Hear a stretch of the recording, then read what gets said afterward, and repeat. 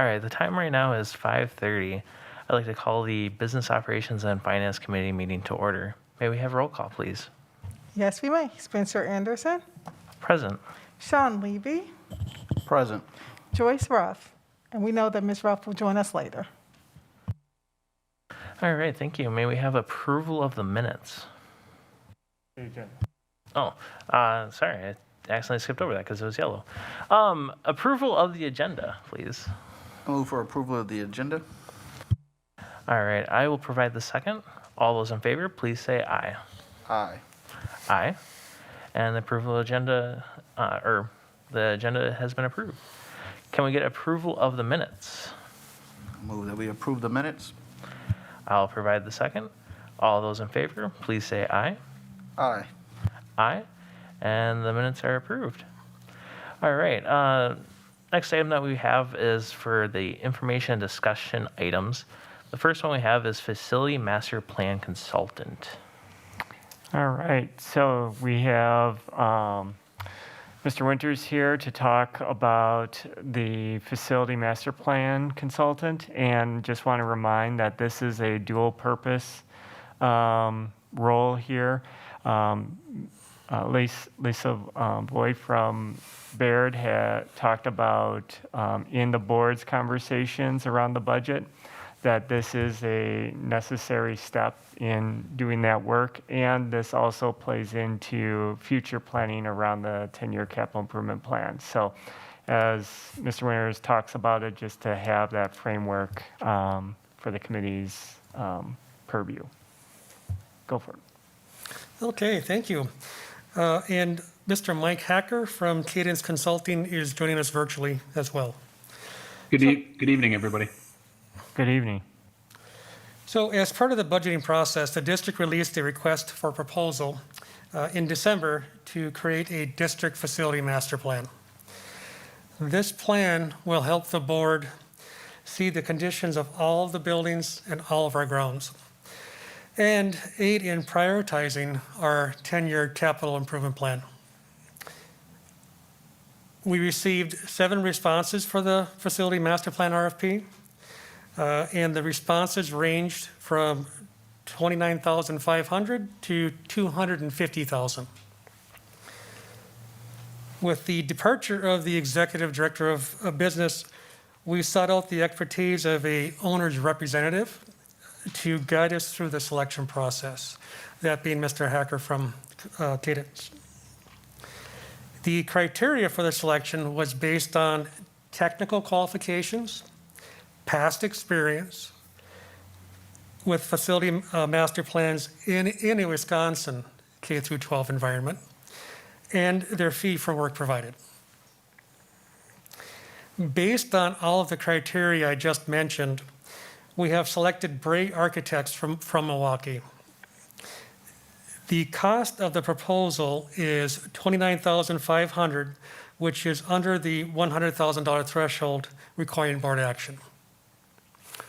Are there any questions or comments? If I can just add on to that for just a second.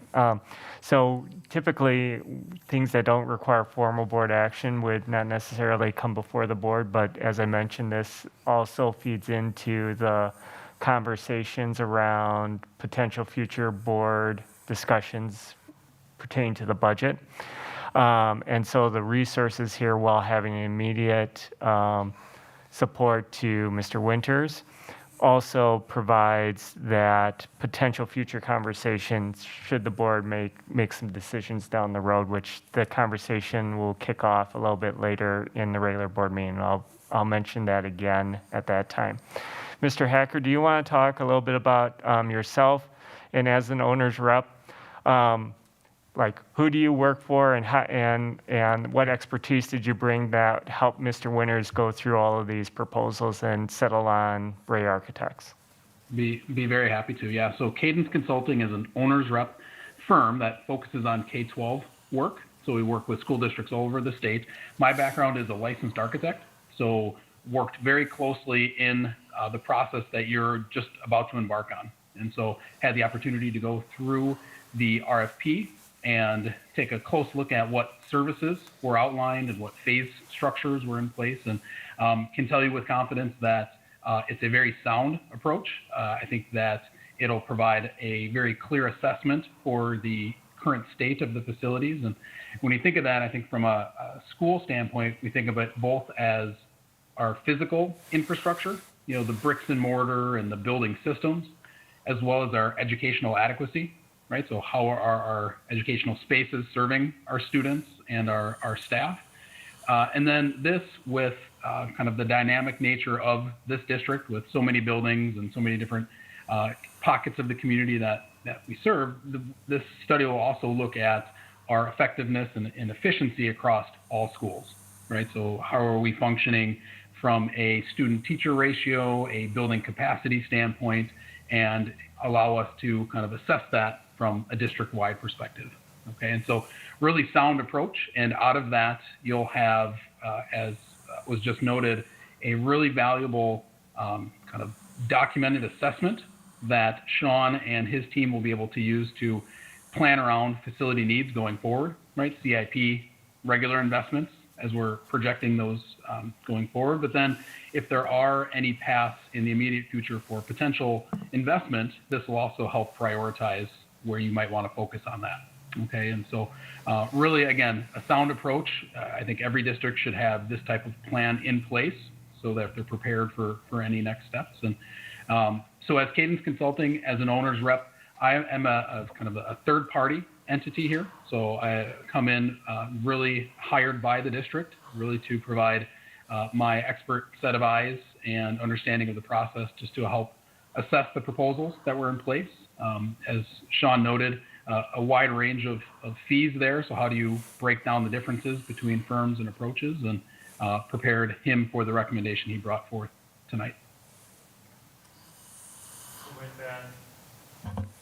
Thank you, Mr. Hacker. So with that, Mr. Warren and I will open it up for questions or comments. So do we have any comments or questions? All right. I don't have any questions or comments either. I do appreciate that you thought about bringing this to us for us to hear about it. So I just want to make sure you knew that I thought it was really good that you brought it to us. I appreciate that. Thank you. Thank you both. All right. All right. So the next item we have is item 2B, which is the Custodial Rfp. All right, so to get this up, and it's also a little bit of a breather for me to get the slide deck up. We are bringing this to the committee again as an RFP. This one will be one that will require board approval, as Mr. Wearers will share in his presentation. So it's coming before the committee today. It will be shared out through board reports over the next 2 board meetings, and then next month it will come before the committee for an action item to be moved forward to the full board. So with that, I will turn over to Mr. Winters while I get the slide deck up.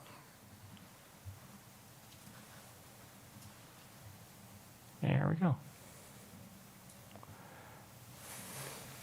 Okay.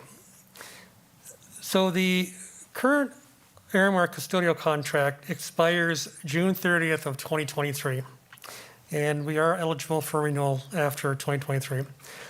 Notice of non-renewal must be sent no later than 3/31 of 22.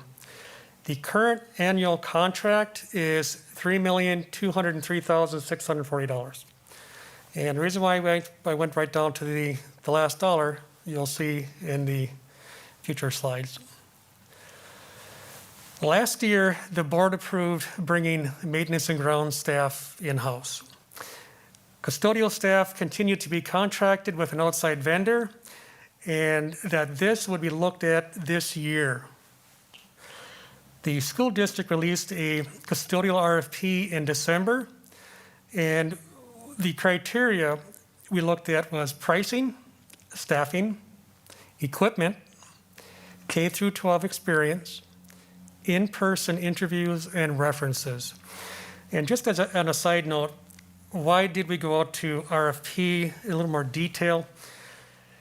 Well, one reason to address our budget deficit. Looking at contracting this to outside vendors provides the district with 2 years of stable costing.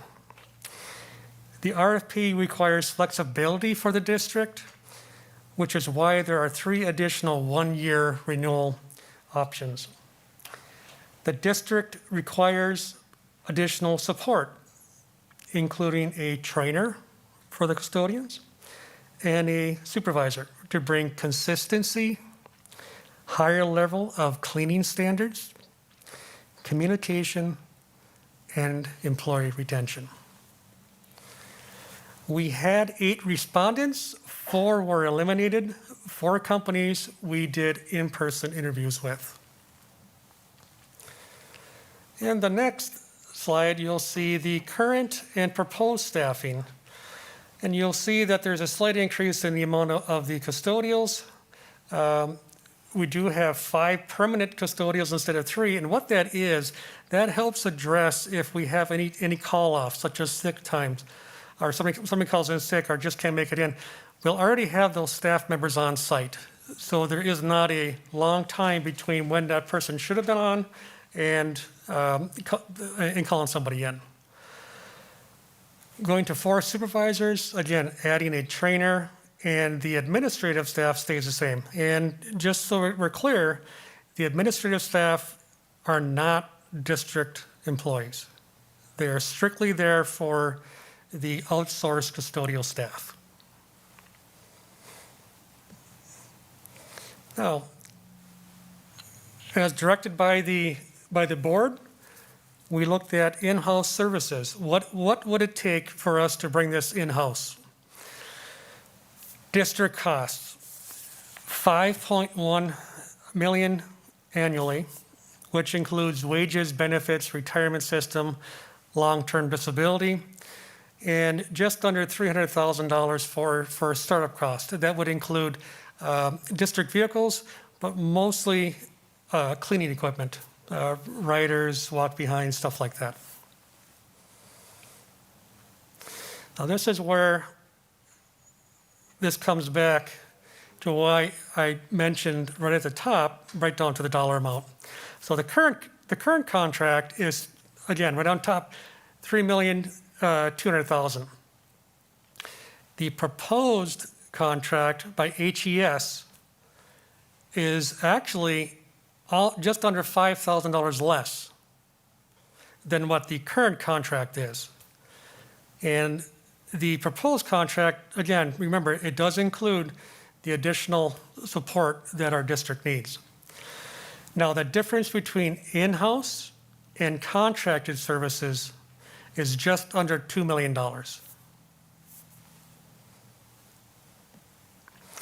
So with that being said, the administration recommends HES for custodial contracted services starting July 1, which is the beginning of our fiscal year. Now, how do we come to that? Selection was based on pricing, which HES was the bottom of the financial, I should say was the lowest bid. The staffing, the equipment that they proposed to bring to our district, in-person interviews. This is a big one, K through 12 experience and references. Any thoughts or questions? So I'm just going to jump in a little bit. So with HES, so when we went to the RFP and we talked about the additional staffing, so in the past year since the decision for maintenance coming in-house, monitoring the custodial side of the equation and working with Airmark, these are recommendations that have been shared by the district to Airmark in terms of the staffing levels for custodial, the number of subs, supervisors, the need for additional training and not just always relying on ad hoc training from existing custodial to newer custodial. And then again, that administrative support on the Airmark side so that when we have questions, when Mr. Winters, or Mr. Ortega or others have questions, we're not calling a general 800 number. We have dedicated support staff on the contracted service side. Once that RFP came back, everyone was placed on the same sort of metric side, similar to what was described previously around the master facility plan. When you take a look at, again, that costing in-house with all of the wages, benefits, and long-term disability insurance and so forth, and equipment costs, you can see that the cost of bringing it in-house at this particular time has a significant impact. HES, and correct me if I'm wrong, Mr. Winters, that when looking and doing reference checks and looking at their existing work, we will be one of their top clients in terms of size and their feedback in terms of other districts they've worked at comparable, although smaller than us, have been good. Correct. And one thing of note too with their relationship, their average relationship with a client is 10 years, which is almost unheard of. So with that, again, because this is such a significant budgetary item, bringing it through committee and having that conversation here and now, and then giving that month of time for us to be able to bring it back in April and make a final decision as a full board at the April 5th meeting. So with that, we'll open up for questions, comments. So I might have missed this, but I ask again. What did we bring in-house this year? And We brought in our maintenance crew and our grounds crew. okay, maintenance and grounds, not Yes, sir. not our custodial. No, So our custodial has still been with Aramark at correct. the end of that contract. Yes, sir. Okay. Understand then. All right, do you have any more questions? All right, I do have a couple for you.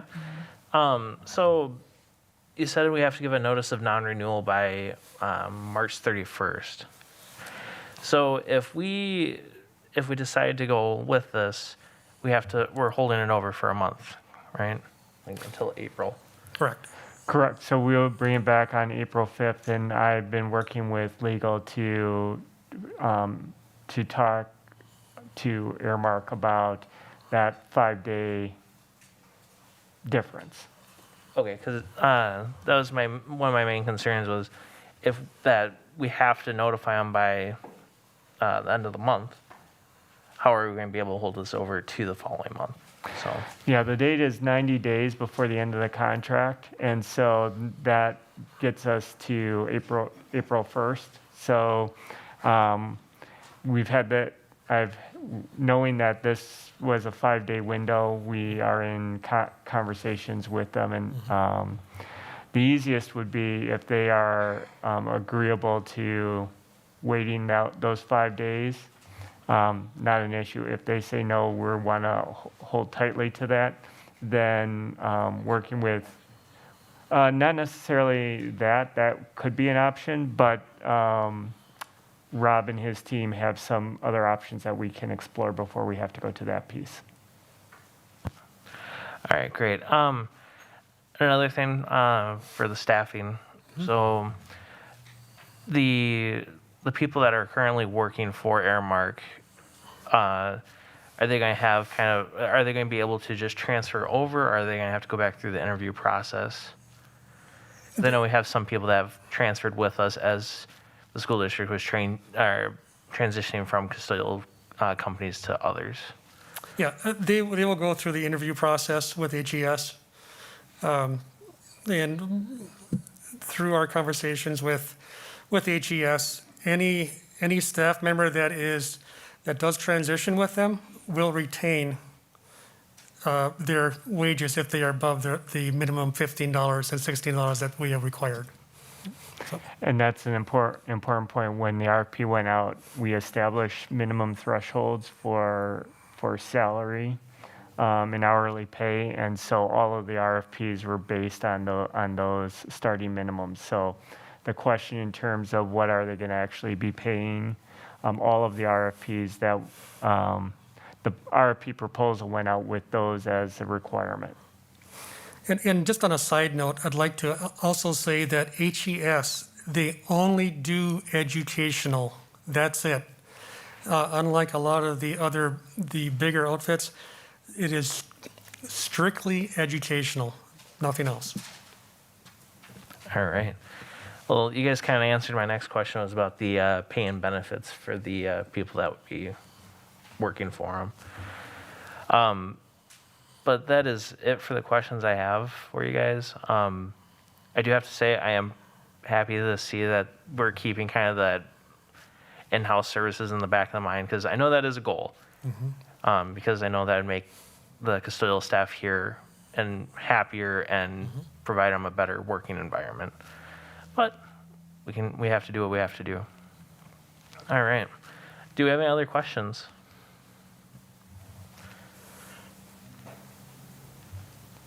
All right. Thank you. Thank you. Thank you guys very much.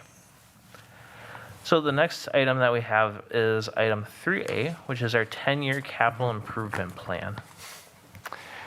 All right. So last month we heard from both Mr. Winters and Ms. Smith about the 10-year capital improvement plan. And again, just to set context, state law mandates that if you're going to open up a Fund 46, which is on the facility side, that's to be different than the Fund 50, which Ms. Smith talks about with the food service.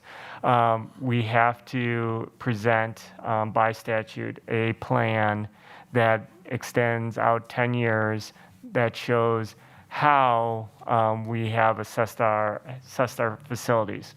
As you heard earlier, we've done that study. And we presented that, and it's attached again. With the master facility plan coming on board, that work will be enhanced based on the work of that master facility plan. So the money that's being expended for the master facility plan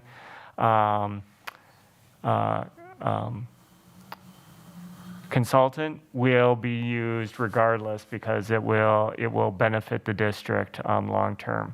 That being said, the request for the committee is to move forward to the full board approval of the plan, because all of the dollar amounts that are listed in there will come before the board based on our bidding and budgeting policies. So anything over $100,000 will require formal board action. Anything under that will be filed in accordance to district policy. So didn't mean to steal your thunder, but I'll let you two add any additional thoughts or questions that may have come in, and the answers to those questions. No, well said. Again, as we presented last time, our main focus is going to be this following year. And we will take our cues from the much-needed facility master plan, as Dr. Cheeser has said.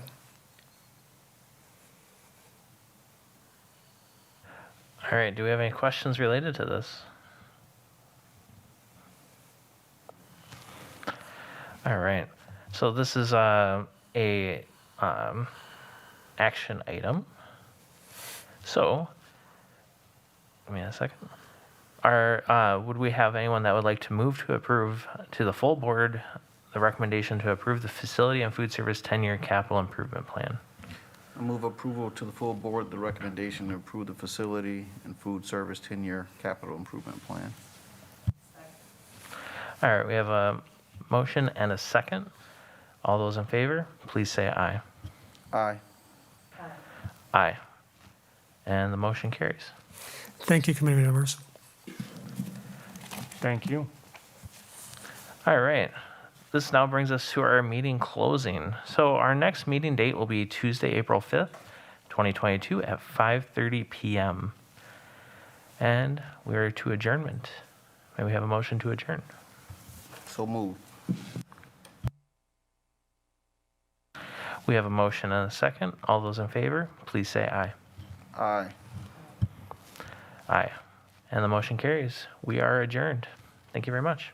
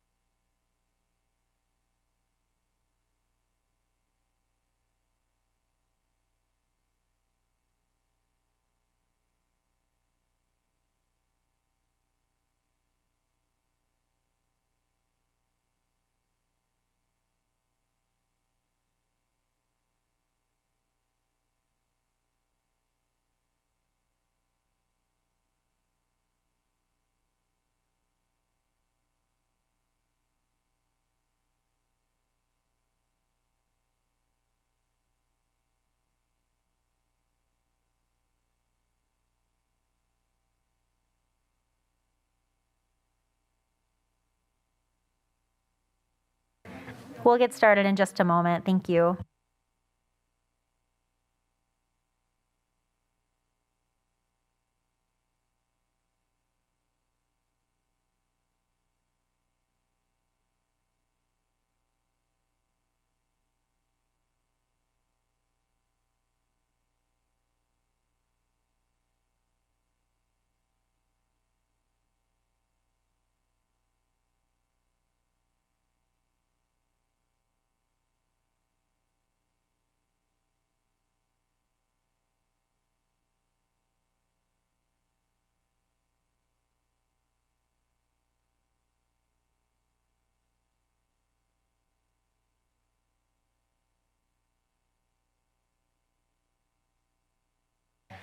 All right, good evening, everybody. We'll get started here shortly. Just got to pull up the agenda. Thank you all for being here this evening. And it is 6:32. At this time, I'd like to call the Human Resource Committee of a Whole to order, please. May we have a roll call for attendance? Yes, Spencer Anderson, Present. Amy Levy, Here. Sean Levy, Present. Megan Miller, Present. Joyce Ruff, Greg Snyder, Present. Allison Semro. Present. The roll reflects that all members are present. Thank you so much. Would anybody at this time like to make a motion to approve the agenda? So moved. Second. Okay, we have motion by Schneider, second by Anderson. Any discussion? Hearing none, all in favor, please say aye. Aye. Aye. Aye. Any opposed? Okay, motion passes unanimously. That takes us to item 1D, the approval of the minutes. Does anybody have any discussion, or would anybody like to make a motion to approve the minutes? I move to approve the minutes. Second. Okay, we have a motion by Schneider, second by Semrau to approve the minutes. Any discussion? Hearing none, all in favor, please say aye. Aye. Aye. Aye. Aye. Aye. Aye. Are there any opposed? Okay, motion passes unanimously. At this time, a motion may be made to convene the Human Resource Committee into closed session pursuant to section 19.85, parent 1, parent C of the Wisconsin State Statutes, relative to considering employment, promotion, compensation, or performance evaluation data of any public employee over which the governmental body has jurisdiction or exercises responsibility. Would anybody like to make that motion? Can we have a motion? Second. And second, okay, so a motion by Ms. Ruff, second by Ms. Semrau. Any discussion? Okay, hearing none, may we please have a roll call vote? Yes, Allison Semro, Aye. Greg Snyder, Aye. Joyce Ruff, Sean Levy, Aye. Amy Levy, Aye. Megan Miller, Aye. Spencer Anderson. Aye.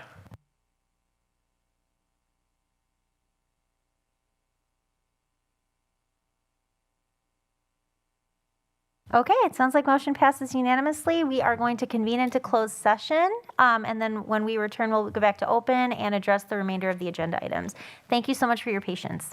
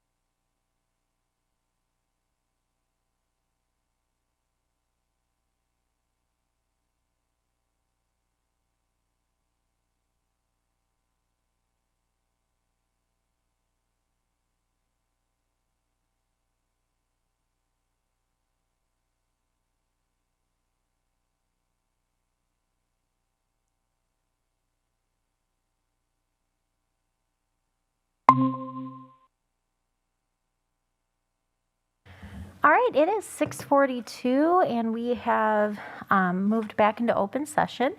That takes us to item 2B, which is the committee report on employment recommendations, Exhibit A and Exhibit B. Do any board members have any discussion for Exhibits A or B?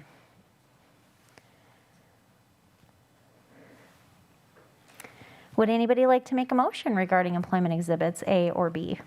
I move that we approve both Exhibit A and B. Second. Okay, we have a motion by Schneider, second by Levy to approve employment recommendation exhibits A and B. Is there any discussion? Hearing none, all those in favor, please say aye. Aye. Aye. Aye. Aye.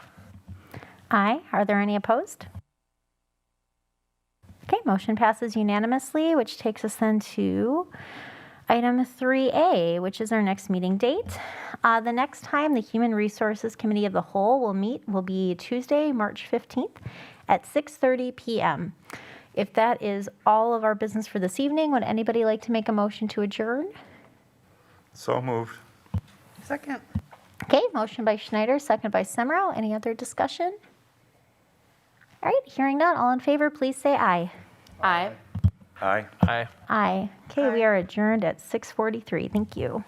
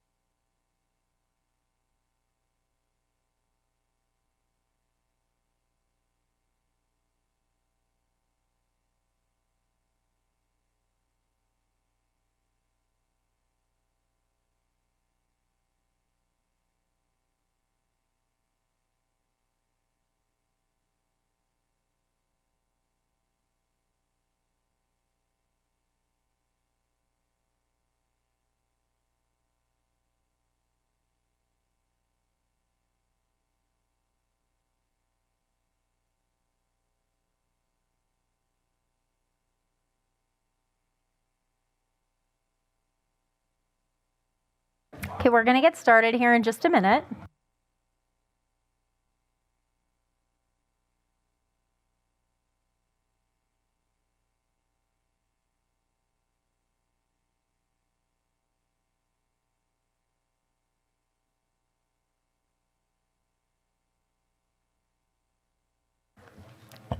All right, it is 7 o'clock, and at this time, I'd like to call our board business meeting to order. Ms. Dooley, could we please have a roll call for attendance, please?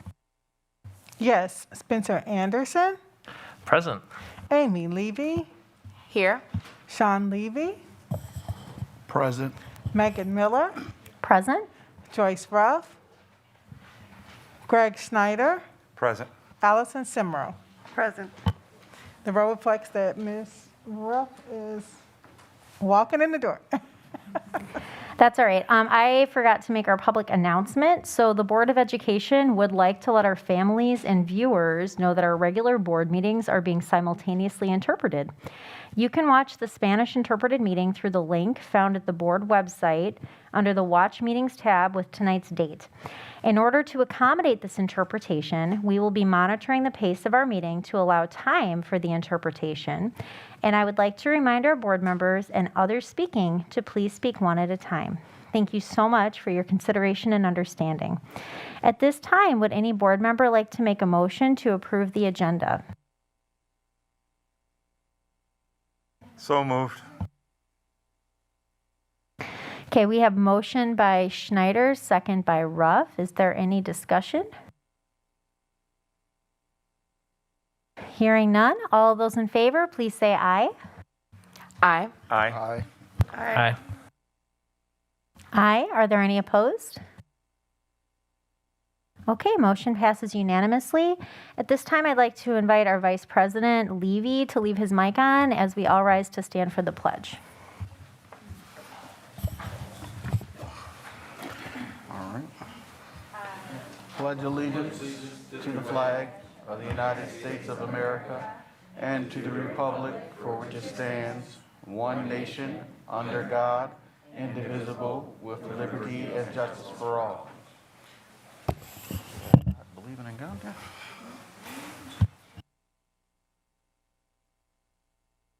All right, that takes us to the next agenda item, which is our public comment.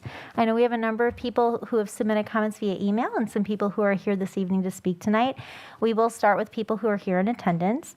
Before we get started, I will read our norms for public comments. Members of the public are welcome to attend all open meetings of the Board of Education. Robert's Rules of Order will be followed at all times. Individuals attending board meetings are expected to conduct themselves in a respectful and courteous manner that models appropriate behavior for our students. Individuals wishing to comment are expected to comply with the following norms in order to maintain a respectful and ordered meeting and to prevent discussion of confidential matters in a public forum. Comments should be directed to members of the Board of Education and not district employees, students, or other members of the public in attendance at the meeting. Speech that is belligerent, disorderly, disruptive, repetitive, or which exceeds the allowable time permitted for each speaker is prohibited. Concerns or questions that entail the disclosure of identifying information regarding specific students are prohibited. Response from the board, if any, will be limited to clarifying inaccurate information, seeking additional information from the speaker, or acknowledging that the speaker has been understood. The board will not debate with an individual, and the board may not take action on an item raised during public comment that is not on the meeting notice or agenda. The chair will interrupt and rule an individual who violates any of these norms out of order. If ruled out of order by the chair, the individual's opportunity to address the board will end immediately, and the microphone will be turned off. Thank you for your participation and courtesy. All right, Ms. Dooley, do you want to get us started this evening? Yes, I am calling in the order of appearance. So first we have Mr. Ty Bollerud speaking from Milton, Wisconsin. Thank you very much. Go ahead and make sure when you push the button, you want to make sure the red light is on so we can all hear you. Thank you, sir. Oh, okay, got it. 4608 Pendleton Court, Milton, Wisconsin.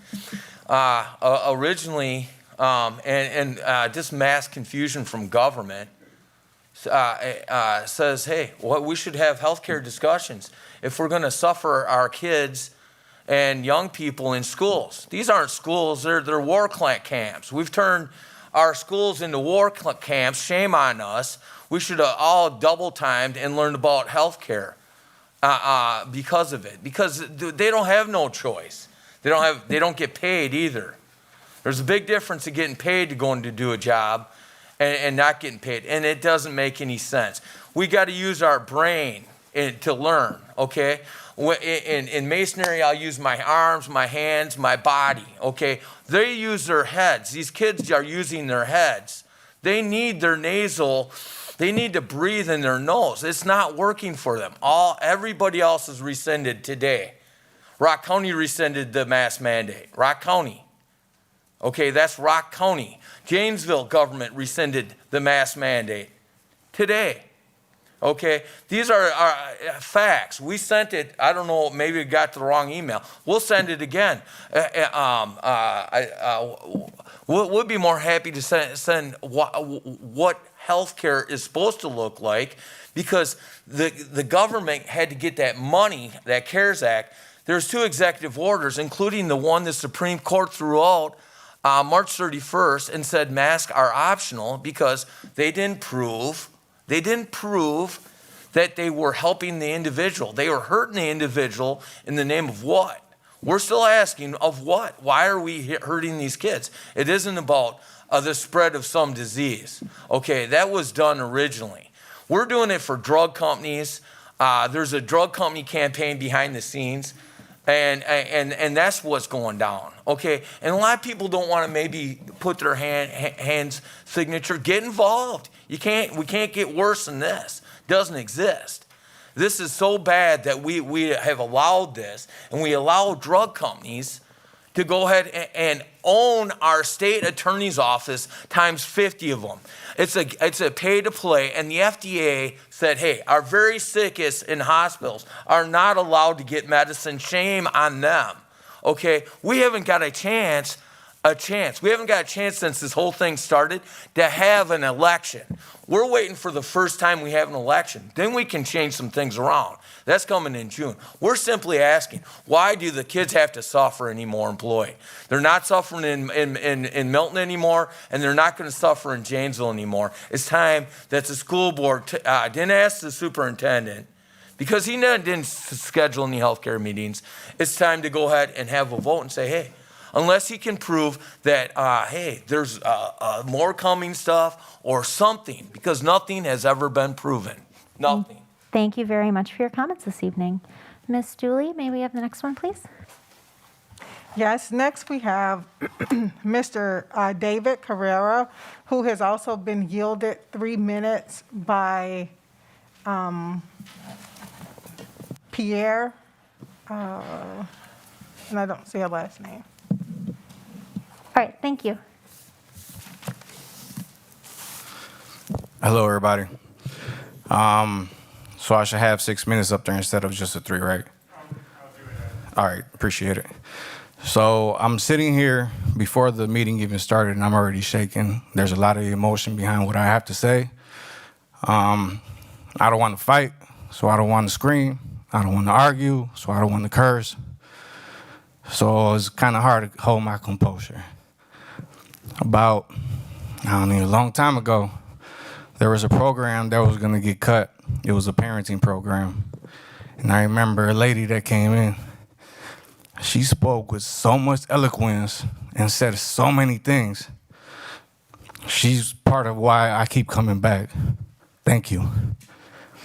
And it's hard for me to follow everything that she said that day, because maybe we're different, maybe we're this, I don't know.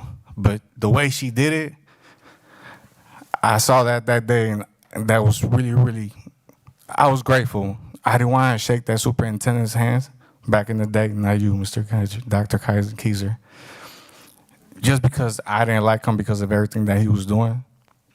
You said it a lot different than I did to him with nobody around. I looked up the Hispanic community here in Beloit, and there's a lot of different things because of how the census works. It's a lot of 10 years, 15 years, 20 years type of things. So I just wrote something down, and then I'll get to the other 3 minutes. So I found out that in the USA, the Hispanic population grew from 50.5 million in 2010 to 62.1 million in 2020.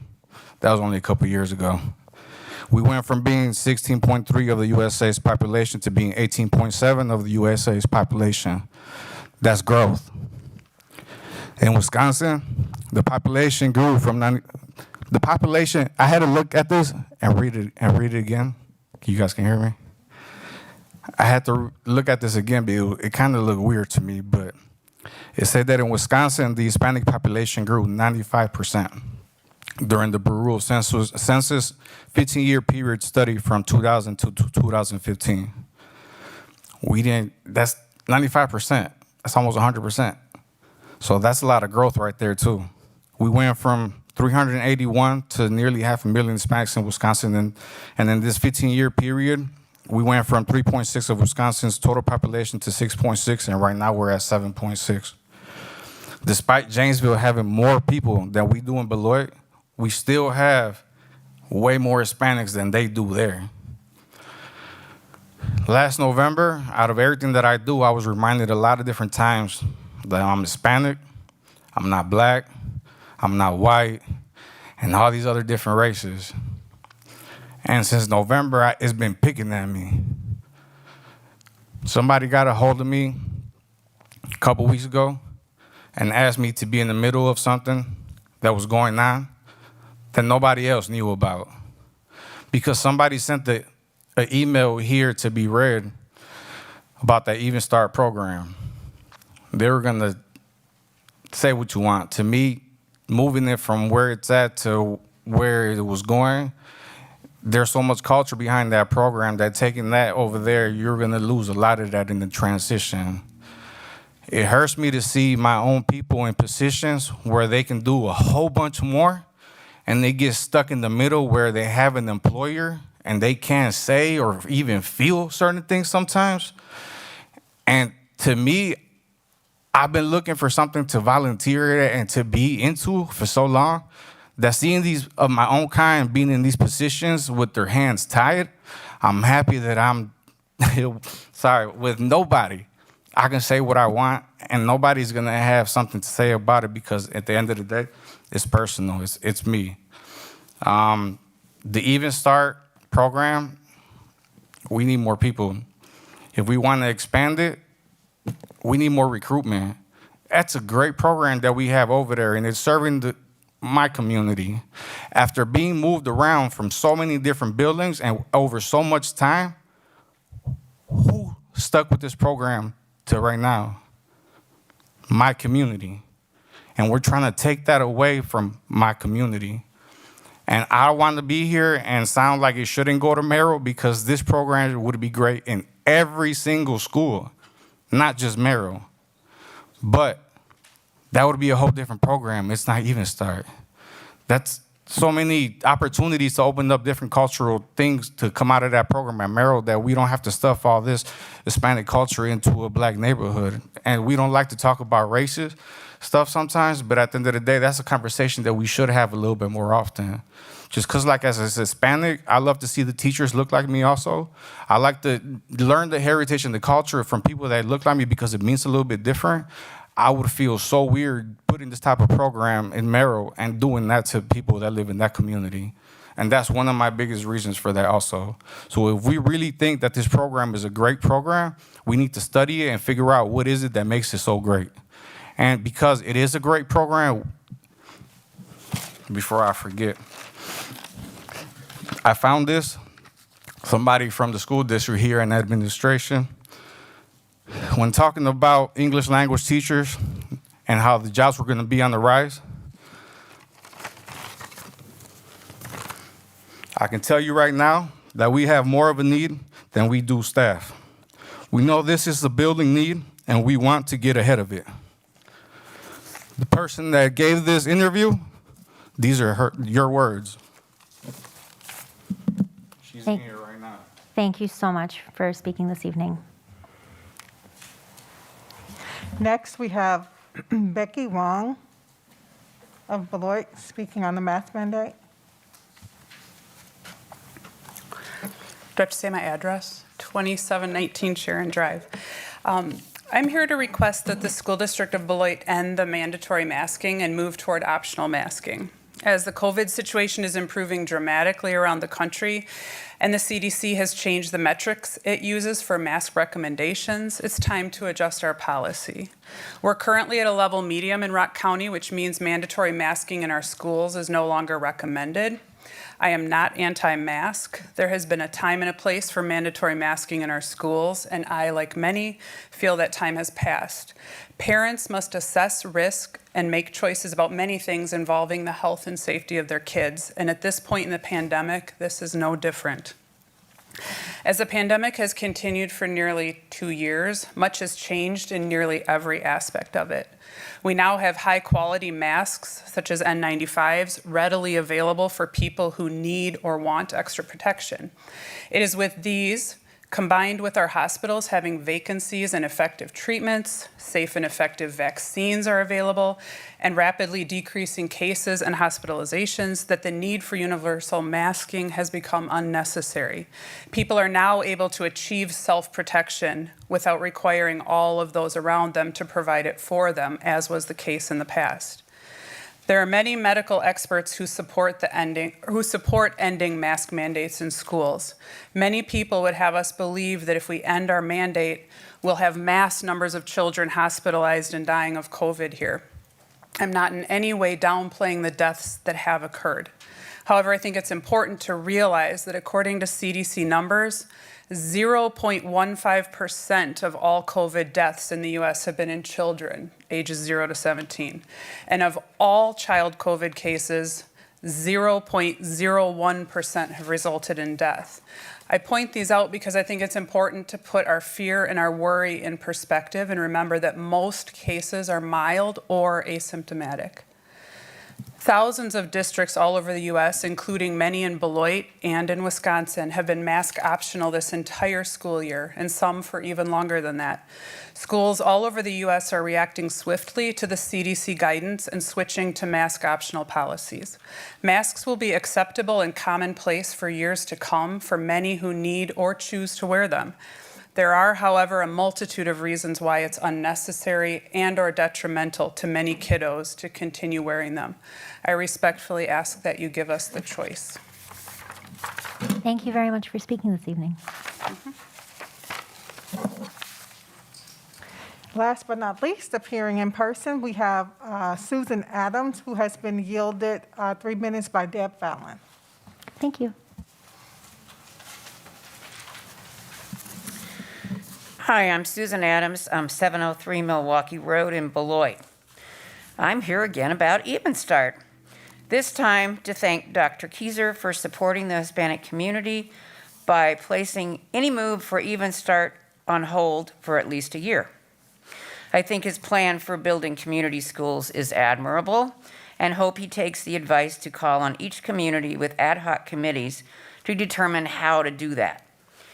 However, I must bring up that Even Start is still not being adequately staffed at present.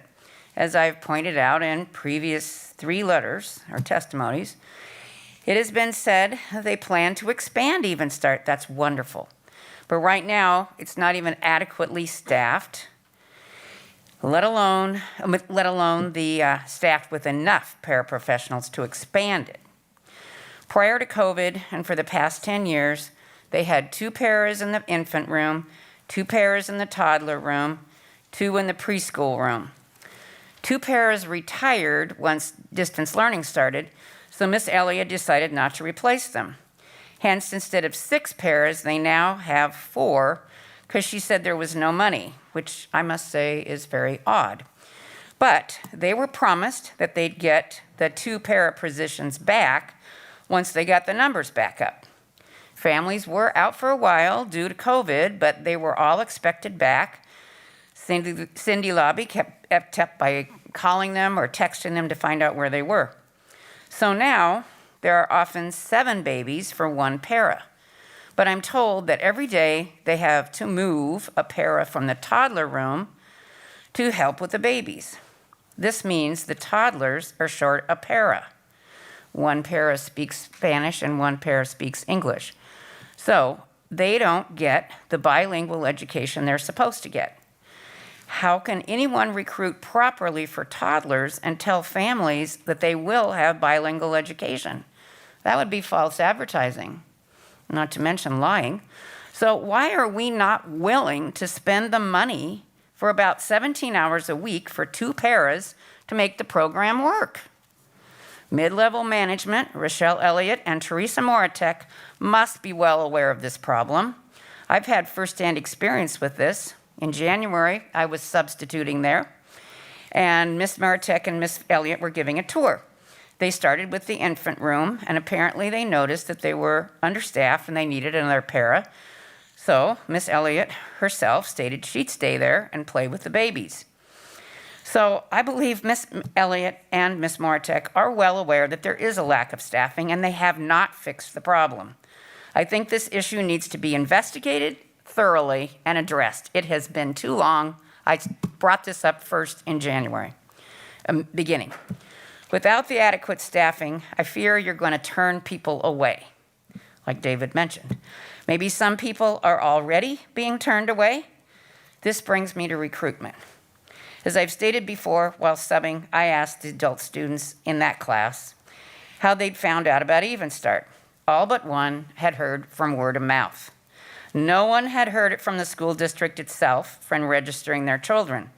Why is that? Are they being steered elsewhere? How committed is mid-level management to this program? I'm not convinced that Miss Elliott is the right person to recruit students. Otherwise, the students we have now would have heard of the program from management, not only from other students. Please give Even Start the support it needs and deserves. Please give them those 2 paras that they need. Thank you very much. Thank you for speaking this evening. Is there anybody else wanting to speak in person? All right, thank you, Ms. Julie. If we could go to our email at this time. Okay, our first email is from Kim Guevara. My name is Kimberly Guevara, and I am a graduate of Beloit Memorial's class of 2021, currently an undergraduate at Stanford University. My sister, younger brother, and I have all been a part of the Even Start program, and we could not be more thankful for how enriching it has been in our lives and those of our parents. The tight-knit community built on the shared purpose of learning has helped to boost our academic success and that of every student that has been involved with this program. I really do not think I could have reached this point in my academic career were it not for the support of everyone involved with Even Start. This community has flourished while at Brother Dutton and should continue to retain its independence at Brother Dutton to provide the most efficient help to every single person involved. Additionally, it is important to note that while anyone can weigh in on changes to the Even Start program, any changes proposed to the program should really be consulted with the coordinator of the program as well as the staff and families involved. They are the ones that will know what is best for the program and will be the ones whose routines will be personally impacted by the resulting changes. Thank you. Kimberly Guevara. Thank you very much.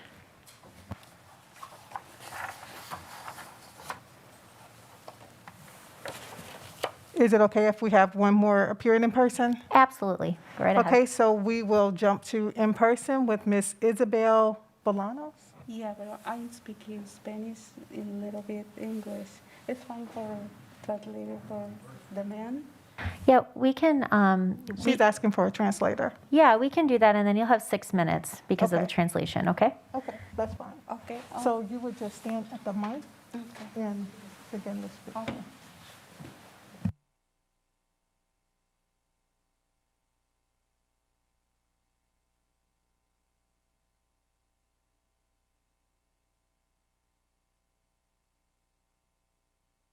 Okay.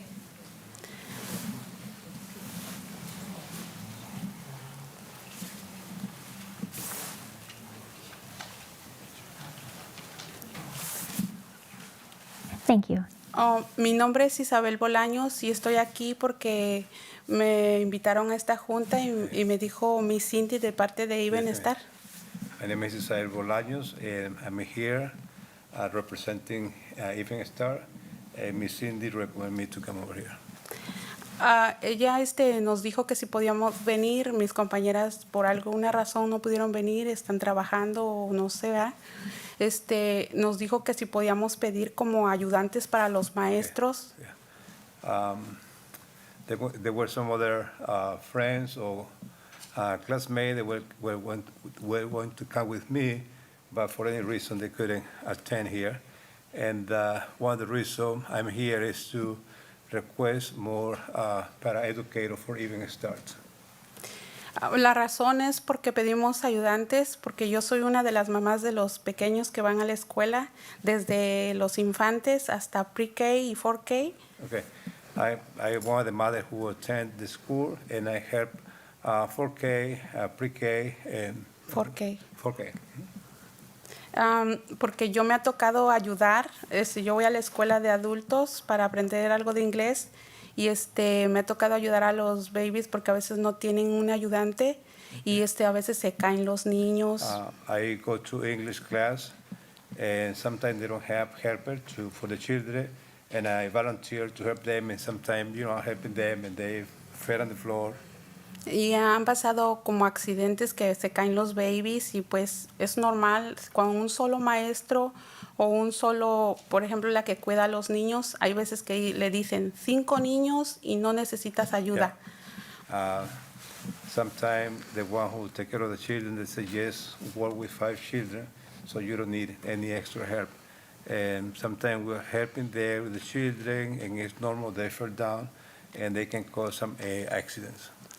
Pero me ha tocado ver, por ejemplo, en los niños de chiquitos, los babies, a veces para cambiarle el pañal, la muchacha que cuida a los niños se le pegan al pie o ya no lo dejan moverse para ver otros niños.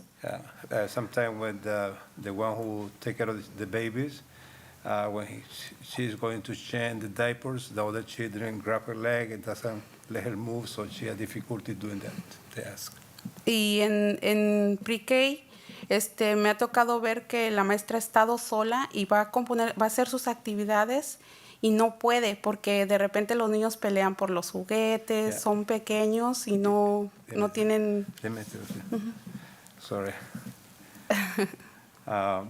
Sometimes the teacher who take care of the pre-K children, she have a hard time doing her activities, because when she's going to do the activities, the other children start fighting, so she has difficulty doing that in order to take care of the other children.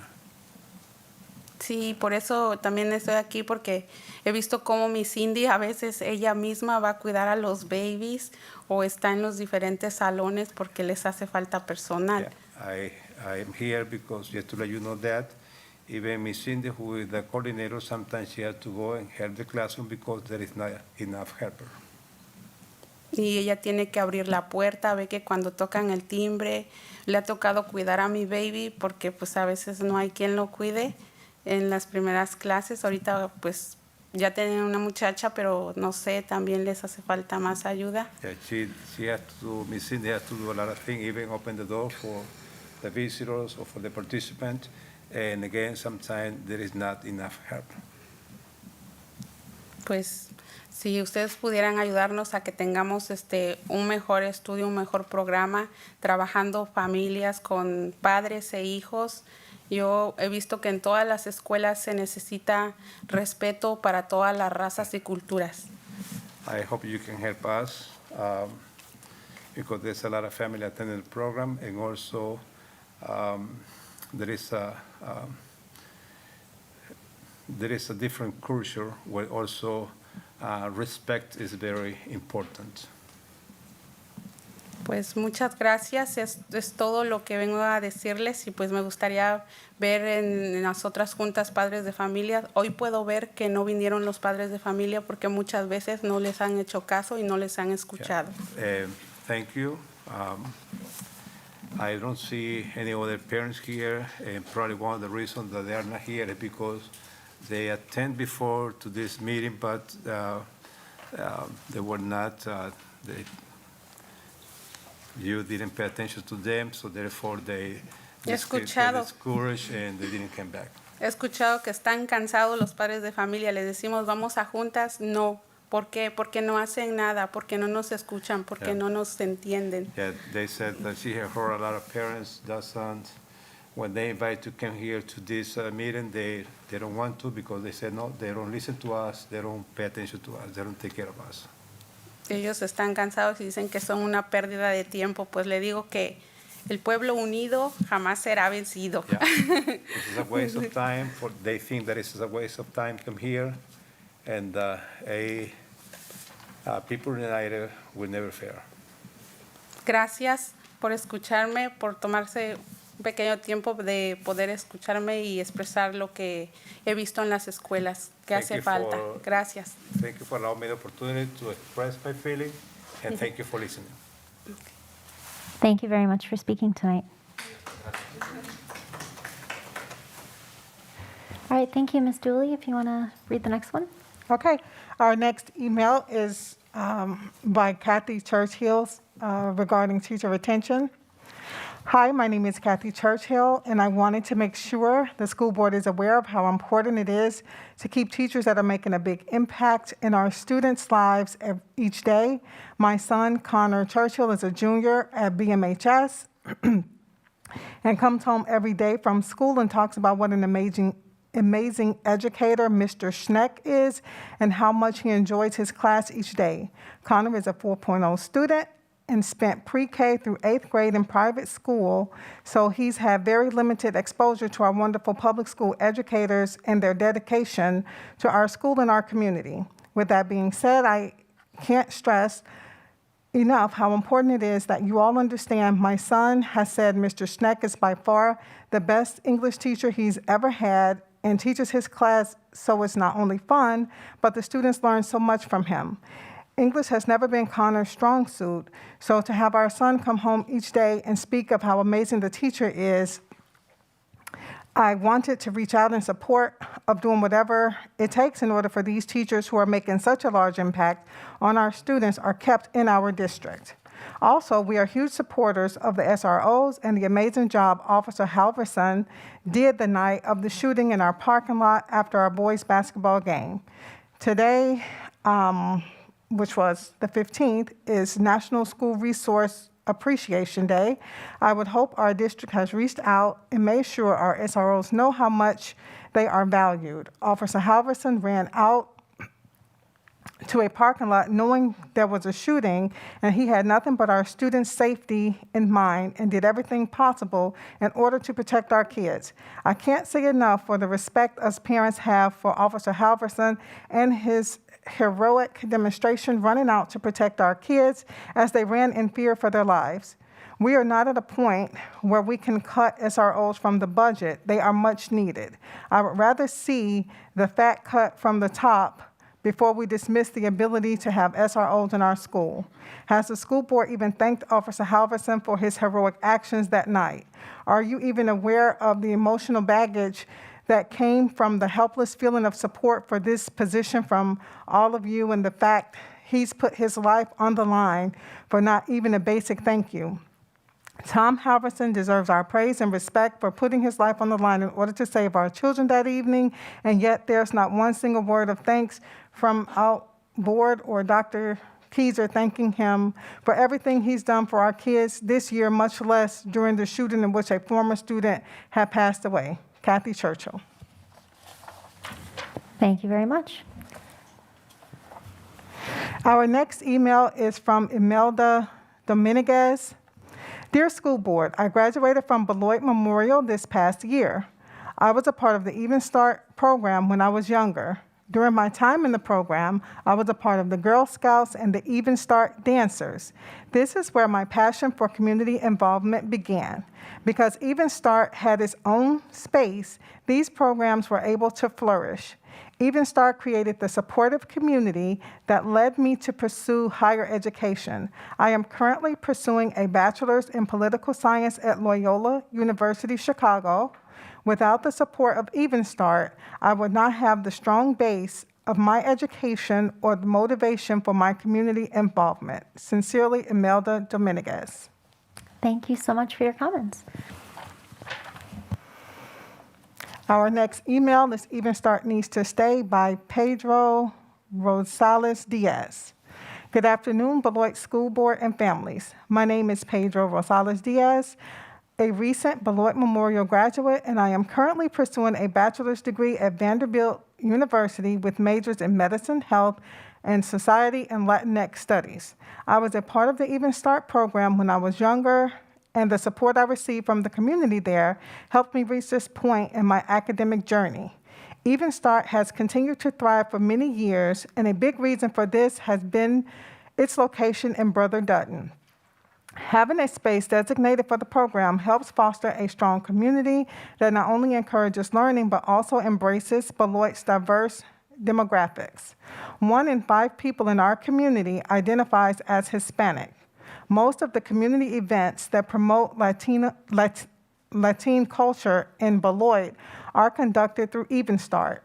Finally, Even Start was the first place where my love for learning began, but also learning to love and appreciate my culture, which led to my decision to partake in studying in Latinx studies at Vanderbilt. These events and having the space to hold them is important to celebrate our community's diversity, as well as to continue providing the academic services that are very commonly used by community members. Thank you. Pedro Rosales Diaz. Thank you very much.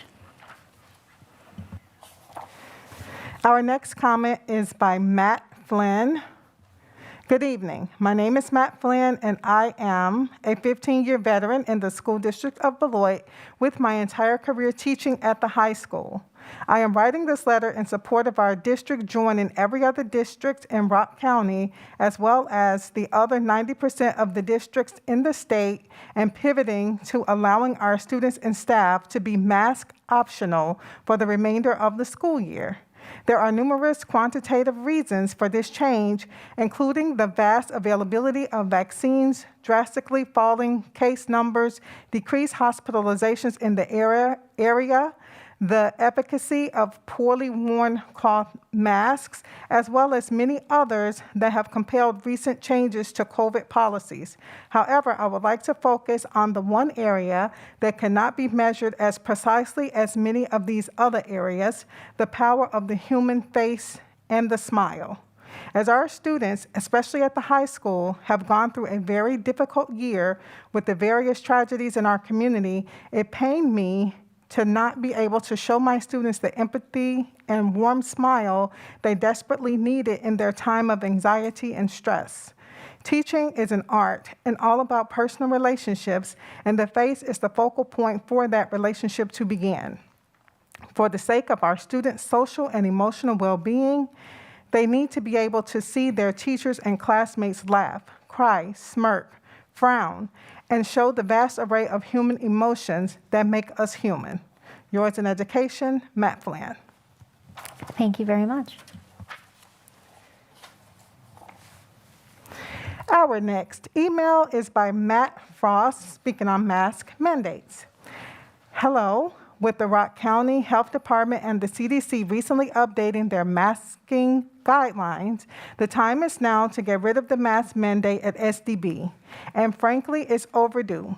There is no available data that suggests the mask mandate has helped reduce COVID-related absences.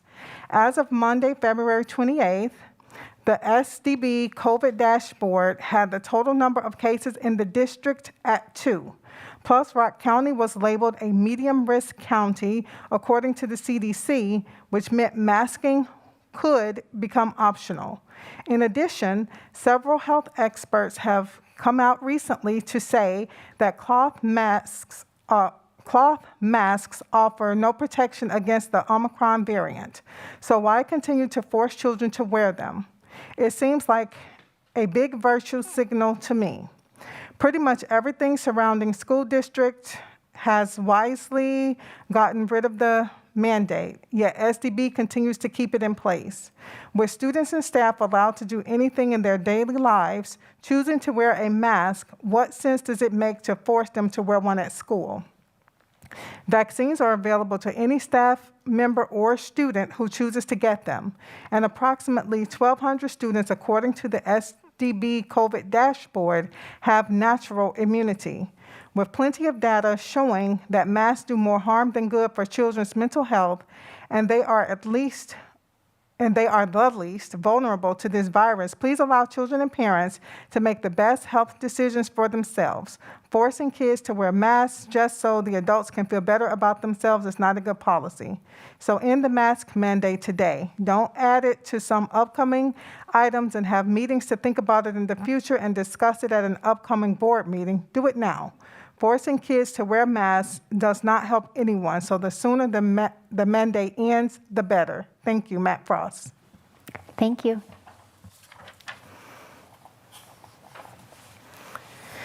Our next email is from Cecilia Ramirez. Good evening. My name is Cecilia Ramirez. I live at 2367 Robinson Drive, Beloit, Wisconsin. I want to respectfully express to the school board and to the administrators of the district my concern about the lack of staff to fill vacancies in the district, but more specifically at Even Start, as that is where my daughter attends classes. I know that when a teacher does not come to work, everything becomes very complicated because the district does not send the corresponding substitute. There is no one to help to take the kids to the bathroom, and just getting through the day becomes a total problem. Student learning is interrupted, and children therefore miss another day of school. I want to ask you to give Even Start the same importance that you give to any other of the schools, or I wonder if this happens constantly at the district level. Because if so, it's a real problem, and I hope that it can be solved. It is not fair that just because it is a program for minorities, it is given less importance. I think that Even Start should have the same care. Thank you for your attention. Thank you very much. Next is by Randy Frost, speaking on masks. Good evening, my name is Randy Frost, and I live in the school district of Beloit. This is in regards to the CDC new guidelines saying if you are in a county with low to medium risks, which we are, that masks are no longer necessary. The board and our superintendent have the power to change this tonight. I say let's stop masking and turn their attention to real problems that affect this district. If you feel like wearing masks, please do, but don't force everyone else. Thank you for your time. Thank you.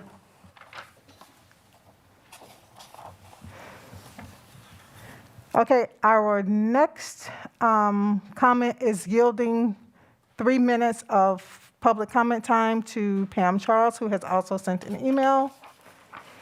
And her email reads as follows. This is by Pam Charles of 2227 Carnforth Place. The Beloit School District's Even Start program promotes parental involvement, early literacy, and established relationships essential for success in our schools and community. Even Start has been one of the most successful programs in our districts for many years. This whole family program has evolved into one that serves primarily, but not exclusively, our Hispanic population. This evening, I hope to bring to the board's attention a serious issue of international understaffing at our Even Start program. 2 paraeducators who retired just before our schools closed have not been replaced. A program that serves children from birth to 5 years cannot safely or effectively operate in such a situation. Parents often have to leave their educational sessions to help out with their children in their classrooms. Children may need to be transferred to a room of older or younger children because they don't have enough paraeducators in the building. This interrupts learning for the children as well as their parents and can compromise safety of our infants and little learners in the program. We all realize the importance of student-teacher relationships. Providing the appropriate level of staffing for these children and their families will bring consistency and help build trusting relationships, which will promote success during their time in the program as well as in future years. Dismissing their needs undermines the success of the Even Start program. We have heard administration say that the goal is to grow this wonderful program, but growth cannot happen if families are denied access to Even Start because staffing needs are not being met. We are so fortunate to have families who want to learn English, want to teach their child English, and want to be involved parents. Starting a wait list for these families is totally unacceptable, especially in the Beloit School District, where the Hispanics are our largest minority population. It saddens me to know that even START has been put in this situation, that their parents and students have to go without what other children and parents take for granted. This is not equity. Please take immediate action to provide 2 additional bilingual paraeducators to our Even Start program so that these families have a safe, positive, and productive experience to help their children enter elementary school prepared for success. Pamela Charles. Thank you very much. And last but not least, we have an email by Karen Mellum. To whom it may concern, this email is to be read at the open comment section of the school board meeting on Tuesday, March 1st. Dr. Keyser and the school board were sent multiple emails in regards to a phone search incident in the 8th grade class at McNeil Intermediate School on February 21st. Several students reported public inappropriate searches by Mrs. Nora and the assistant principal present. Mrs. Nora responded to the email and denied the accusation. No response was received from Dr. Keyser or the school board. I followed up with an additional email to Dr. Keyser and the school board requesting they investigate this incident. I received no response. Why was this ignored when some of the accusations were serious? Sincerely, Karen Mellum. Thank you. And that is the end of our comments. All right, does that conclude our public comment for this evening? Yes. Okay. All right, that takes us to item number 3, the superintendent's board report. All right, thank you, Board President Miller.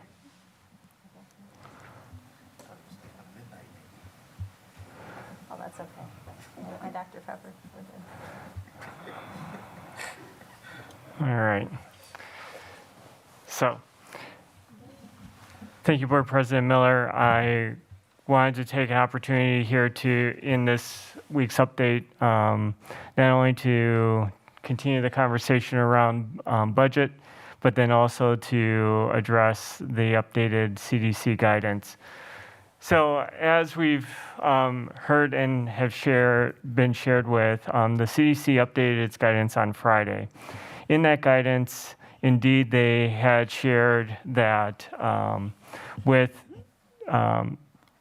cases dropping rapidly across the country with, as they say, about 70% of the country meeting better thresholds, hospitalization going down, that the CDC is moving from more of a pandemic to an endemic status with the COVID virus. And so how that translates for us here in the state of Wisconsin, most specifically for the city and the school district of Beloit, is the updated guidance talks about, indeed, areas where you have low and medium community levels, masks are no longer recommended for the general public. In addition, they made specific comment towards the schools that schools would no longer be considered unique categories when it comes to masking recommendations. So now CDC guidance for the community is in essence moving forward the same guidance for schools. However, the CDC does clarify that the CDC and TSA masks for public transportations still are in application when it comes to public transportation. However, public and private school buses are under the school guidelines. So that is to say, although it is not for the school district of Beloit, but if we were to say, for instance, use the city of Beloit as part of our transportation, there would still be the differentiation.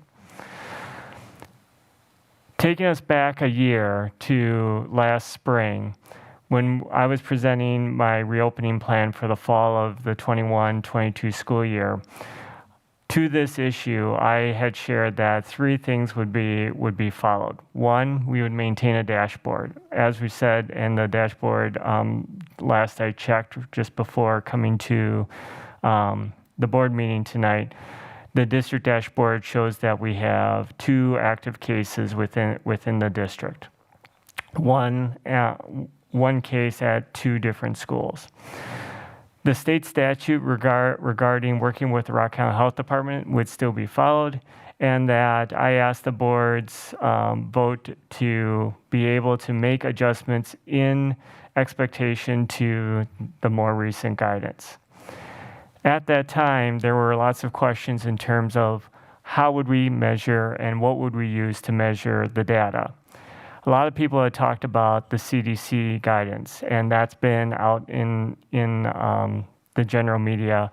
And I'll say the CDC guidance and the CDC maps that they provide are great aggregates from all of the states. However, for the school district and for the community, we've always been using the DHS website map. This is what's on our district website, just below our district dashboard. It is what the board gets updated on, and I provided the links to both of those maps. Indeed, if you go to the national CDC map for Rock County, it has different metrics of cases per 100,000 than the DHS map, which is maintained and fed directly from our hospitals and our county district health boards. In that map, we are still just above the 100 cases per 100,000 threshold, which put us in the high category. As I shared before, and as I continue to share, I committed that we would follow a certain protocol as we got close, either moving up or down through those transmission categories. Just as we are slightly above the 100,000 cases per 100,000 that keeps us in that high transmission threshold, I am meeting with the BEA and the principal advisory team, as well as collecting additional input up to and including in talking with Board President Miller at our community listening session around the SROs on the 13th. Will be also an opportunity for the community to come out and share their additional feelings around masks specifically with the board directly. On March 15th, I will be making my recommendation on the future of the mask mandate moving forward within the school district of Beloit. Why am I making the decision on the 15th and not, as some comments have said tonight, or sometime between the 15th, between now and the 15th? Is one, to be true to the plan that we put in motion a year ago, and also to make sure that the numbers stay going in the right direction. The last thing I would like for us to find ourselves is in a situation where it dips below and then spikes up and dips below and spikes up. Because again, following the updated guidance, if we move into that high transmission, then we should be following those updated guidance. If we continue to move down and if we stay sub 100s per 100 cases and get below that high transmission threshold and stay there, I feel very confident that we can make recommendations to move towards mask optional. In addition, there's also been guidance and talk about the CDC saying that county health departments do not need to do the contact tracing. That doesn't apply to us because our school nurses, we have staffed well enough and trained well enough that we've always been doing our own contact tracing, and those mitigation strategies would still be in place. Meaning any student who is showing symptoms or feeling ill, or staff member for that matter, would go to the school nurse. The school nurse would still follow those same protocols for moving forward. So while people would like for a decision to be made tonight or sometime between now and the 15th, on the 15th, I'll be able to come to the board and to the community and share all the information, all of the input, and then make a sound, rational decision moving forward in the best interest of our school district and our staff and our students. So, moving forward into the budget. As I have shared all along, whenever we talk about budget, I show this slide which talks about our practices and also talks about our timeline. As we are in the middle or just in the beginning of March, we have conversations with each of our building administrators around their staffing, and staffing discussions are going to be taking place here within the next week.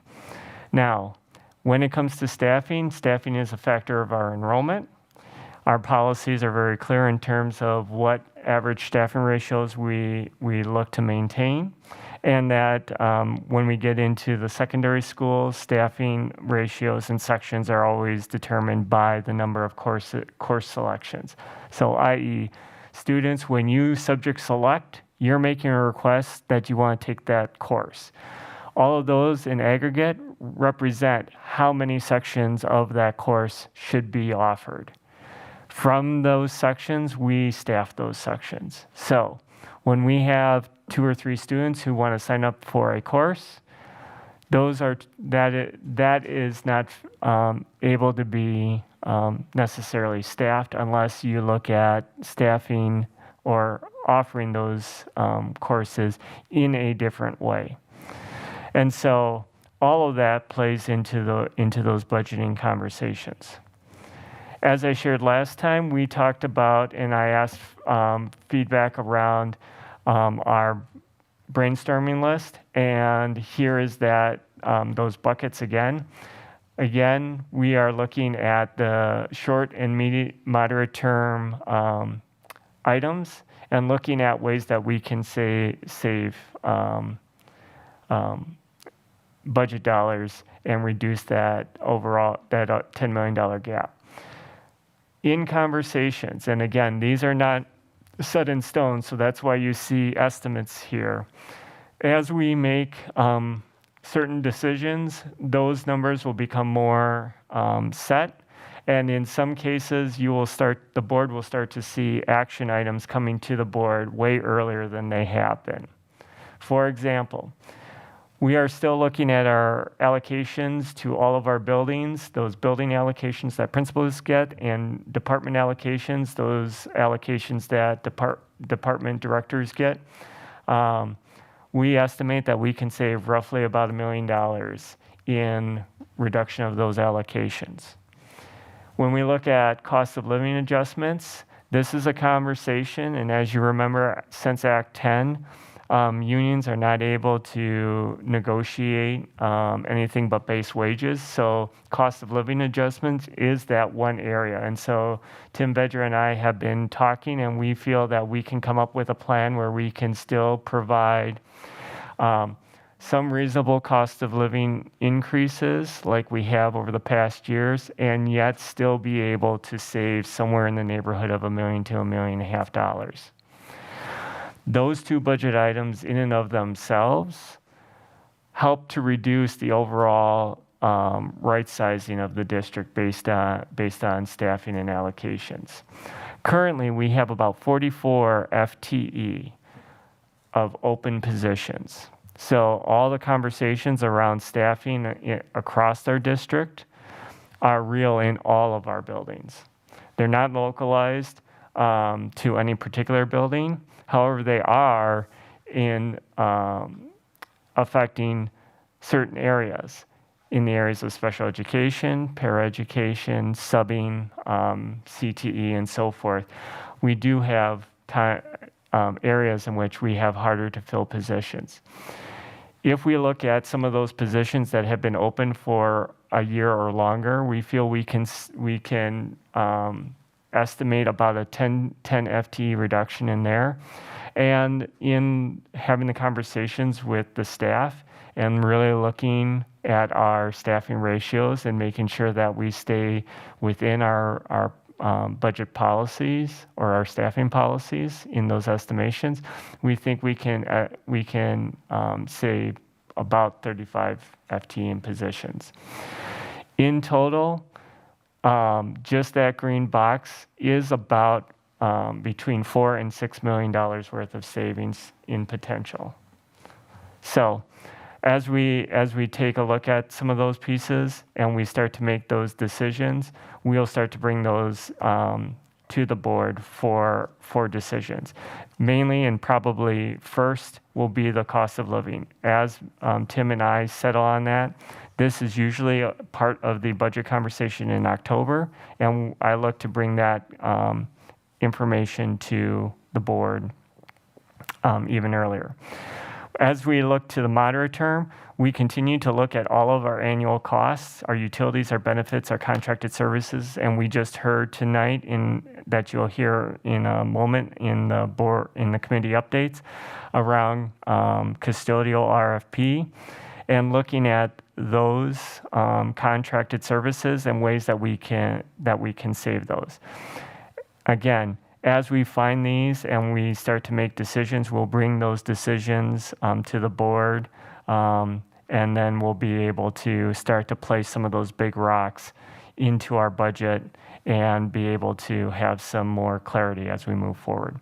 And again, long term, and then the potential revenue generating, the long term we are not looking at this point, and then the potential revenue generating, we're always looking at ways that we can increase our students either coming back to our district or recruiting new students to the district. I've already made mention of this, but just to review in summary, January we were talking about enrollment projections and retirements. February, we're looking at course subject selections, and in March, we are starting to have those staffing meetings and looking at what vacancies we need to have and what positions we can fill. There was also questions in terms of how do we make up for the other shortfall, and questions are in regards to ESSER. So here's a brief primer around ESSER to date. This doesn't have everything in the kitchen sink in there, simply because not everything is to the district. To date, we've had and received all of our GEARS funding, and this is in order that we received it. So the GEARS funding was the first piece given to us. We were awarded just under $1 million. There was a private school allocation to that, and we had a net, and we've spent all of that. ESSER 1 was a little over $2 million. There was also a private school allocation component to that, and so we ended up spending all of that. And to date, we have allocated to the district a little under $8.5 million in GEARS 2. We've spent a little over $3 million of that. So we have a little, about $5 million that we have available in that. And some of those pieces are pieces that are already being looked at as far as projects. And then the ESSER $3 is currently proposed. It is not finalized. The state is just allocated about 90% of that out, and the last 10% they are in the process of finalizing and getting out to districts. ESSER $3 cannot be spent until ESSER $2 are expended, and so at this point, proposed to the school district of Beloit is just under $19 million in ESSER $3.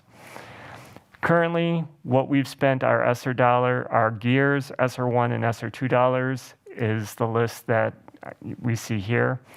Not in any particular order, but our PPE, so all of our equipment and supplies, disinfecting equipment and supplies. Our air filtrations and air quality studies have come out of this. This in part leads to some future items that I'll talk about. Some supplies and signage in terms of in our buildings and across our district. We've also paid a lot of our overload pay for nurses, for custodians, and for teachers out of the ESSER dollars. And then we do have some student transportation needs that we needed to augment. And so some of those were coded to ESSER. A large bulk of that, after that, is around our instruction. So all of our technology infrastructure, all of the student devices, all of the staff devices, all of our Wi-Fi in and outside of the buildings, the Wi-Fi hotspots, all of the equipment we used last year for concurrent instruction came out of our gears and ESSER $1. ESSER $2 started to come into play when we started to look at our instructional technology, our instructional software, and our curriculum. As we made mention, we spent a little under $2 million in our literacy, and those are broken out into curriculum, instructional technology, and professional learning. Also within that is math interventions, as well as partnerships with our community partners. And then last but certainly not least, we know that each building has specific needs over and above what we've done at the district level, and so we've allocated a supplemental building allocation built around the ESSER $2 for each of the buildings. And that includes all of our buildings and then all of our programs, including Even Start. So we allocated $150 per child for each of our buildings based on the third Friday count. And those allocations are currently with each of the buildings. They can use those funds to meet the specific needs that each building has. And so that's where the ESSER dollar allocations have been up to this date. Again, that includes everything that's in the spent column. Future items, we are looking at building out more around math intervention, as well as some updated math curricular materials, as well as I mentioned the air quality study. We've heard for many years, but we also have supplemented with the air quality study, air handling and AC for the third floor BMHS, which has been built within the 10-year facility plan that has been presented to the committee. So each of these things, as they come forward, when they need formal board approval, they will come through the board, and at that time, we will identify how ESSER dollars are being used or if district dollars are being used for certain things. So for instance, if they're handling an AC project, goes to RFP and comes before the board, it will be broken out how that funding is, because at the state level, there will be reports that each district will have to provide to the state or to DPI so that the state can review how districts have been allocating those ESSER dollars. So if there's more information or question that the board would like about ESSER dollars, feel free to ask. We can certainly provide additional updates as we move forward, especially as we move out of ESSER 2 and into ESSER 3. Last but certainly not least, just as a reminder, summer school is well into planning. We are building out our informational presentation for later this month. Our goal is registration to open up on April 20th. 2 3-week sessions across elementary, intermediate, and high school beginning on June 21st. And then the strategic planning, we just wrapped up community visioning sessions. We know that we had a snow day in there, but in working with our facilitator, the data has been coming in, and they feel that there's enough information that the strategic design team groups can start to move forward. And to give an idea of what the strategic design team groups will be consisted of, and that's where the diagram is at the bottom. These are all areas that make up the strategic design team. So communities of faith, business and community leaders, higher education, social service, policymakers, students, educators, families, school leaders, as well as district leaders and school board. So with that, I open up for any questions, clarifications, or comments. Okay, would anybody like to start? I'll just say thank you very much for the very thorough update, Dr. Kieser. Board Member Levy. Thank you. Not this evening, but at some future point, I would love to hear from ESSER funds, specifically hotspots, PD, and community partnerships. So for hotspots, since we've transitioned out of distance learning, I would want to know in what ways are we utilizing those hotspots that we have in order to assist our students. And then the PD, is that specific to the unique challenges that teachers are facing because of the pandemic and everything surrounding that, or is that general PD that would have happened anyway?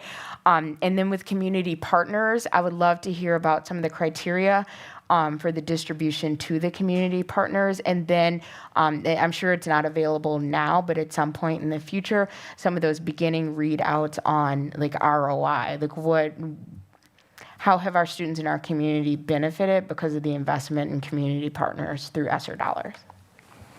Absolutely. I can answer your first question in regards to hotspots.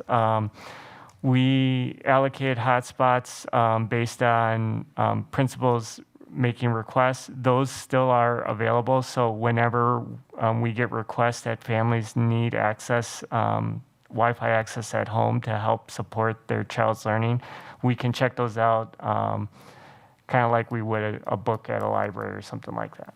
So they're still available, and while they're not as in demand this year as they were a year ago, we still have them, and we turn them on and off as needed.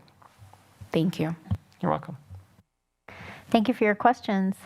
Any other board members have thoughts, questions? Go ahead, Vice President Levy. Did you? Yeah, going back to the mask guidance, is that link active? One of the things that I'm concerned about is just so that people understand, one, that there was a process that we took a vote on earlier in the year, and like I said, we're following a plan. We're at the first point where the CDC has said something significantly different to make a change, and what you're doing is following a plan. But like I said, with that update from the CDC on Friday, you know, everyone is reading different things, but I think it was important for the conversation is that people are grounded in the same facts. So like with the map, can you make it clear to people what map you're looking at so they understand kind of just if their numbers are not the same as your numbers, why they're not, and where they should be looking for reference points? Certainly. So both links to the CDC and the DHS map are active. So anyone who wants to download the PDF, they can click on it. The DHS one will bring you to a general page which has all of the DHS information. At the very top, if they click down to the 7-day % positive by day, or if they simply scroll down, they will get down to the map. That map allows you to look at the state by county, by city, by school district, or by zip code. When we take a look at Rock County is out along the bottom here, the only one, one of two along the bottom that is still in red. And that's simply because that the number per cases per 100,000 is at 101.5. In order to go below high transmission, we have to get below that 100. And the CDC map will look very similar to it. However, it's using aggregate data given by the state. This data is coming directly from our hospitals and from the county health departments across the state. It's our data for our state. And then when we give it to the national government, they get that aggregate. That's, to your point, Vice President Levy, why a year ago we said to ease confusion, we're going to start with this, we're going to stick with this. Right, wrong, or indifferent, people can say, well, we want to look at this map versus this map. This has been the consistency for the data. So that way we're all making decisions based on the same set of fact. I can go to it. This is on our district website. So when we go to our district website and we look at those 2 active cases, this is that same map that's underneath here. So that way we are able, sorry, I should probably share that.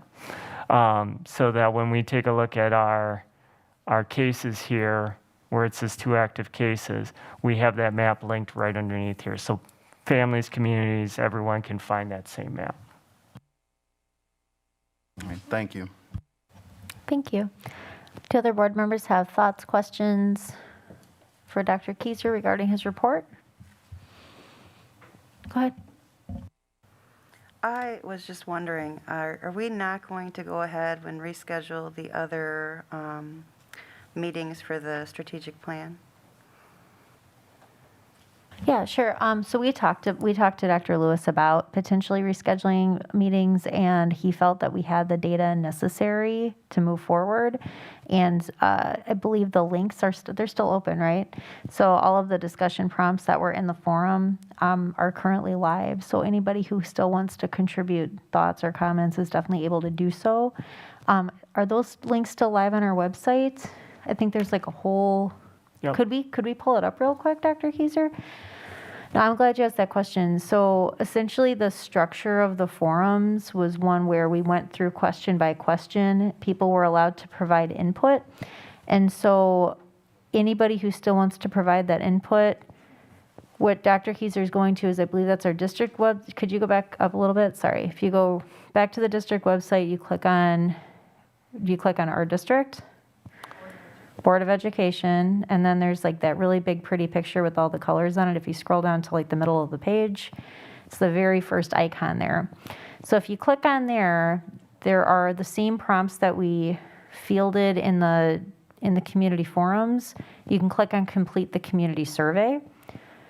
And so anybody wishing to contribute data, that would be absolutely the best way to do it. It's both there in English and in Spanish. Did you have a? Go ahead. Yeah, I feel like there's a good portion of the community that may not have internet access or ability or wants to go online, and I feel like we kind of said we were going to go out into the community and listen to them. I don't know. I feel like maybe that should be thought about. Absolutely. So we did have a session at Emmanuel Baptist Monday, and then we had one at the Welty Environmental Center also Monday before the storm came in. The attendance was very low. I think there were more board members in both sessions than there were participants. I would say that if anybody, while I think with Dr. Lewis, I don't think he'll be flying out again, but I think that if there's enough of a demand, or if there are people wanting us to go somewhere as a board, I don't see what's stopping us from doing that. We also do, I'll just highlight that we have on March 13th, which is a Sunday at 3 p.m. It will be here at COLAC, but we are having a listening session. The listening session, the topics that we sort of advertised are SROs, and now certainly people can give feedback on masks.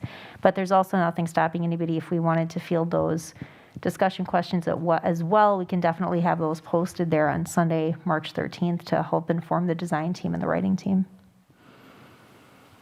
But I would just say if anybody is listening or knows somebody who felt like they really needed to have like a listening space, let us know, shoot us an email, or like contact a board member, and we can always schedule a listening session.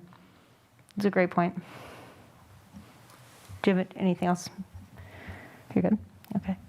Other board members, thoughts or comments or questions? I had a couple.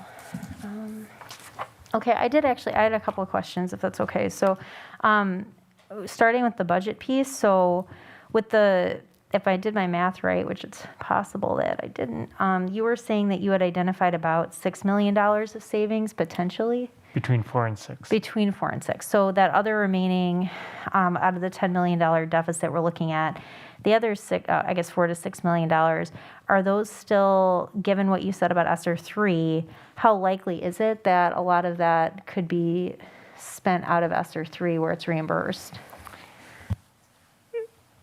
That becomes the question, right? So can we get all the way to a budget reduction and get to an even budget? Absolutely, but at what cost?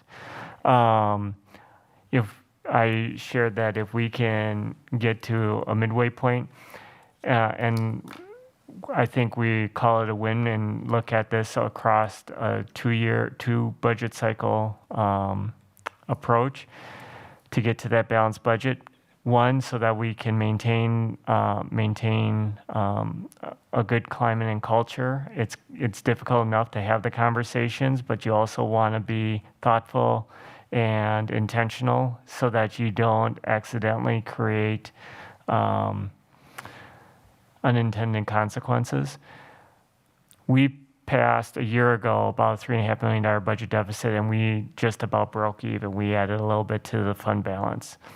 So I feel very confident in our staff as a whole. We are a very fiscally responsible group and organization, but $10 million is still $10 million. So we need to start moving in that direction. That's why I say I think this is a good starting point. If we do better than this, fantastic. But the goal, again, is to get about halfway there, and then next year, continue this process and try to get the other half. We will look at ESSER dollars. We will look at all of our grant funding. That includes title funding. We write grants annually. We are very successful at getting mental health grants that help to augment and supplement our social emotional learning supports in PD. So ESSER is just one piece of the puzzle, but it's not the whole puzzle itself. No, absolutely. Thank you very much for clarifying that. Oh, yeah, please, go right ahead. Just to clarify, when you said we want to take this in a two-cycle approach, our projected deficit for this year is $10.5 million.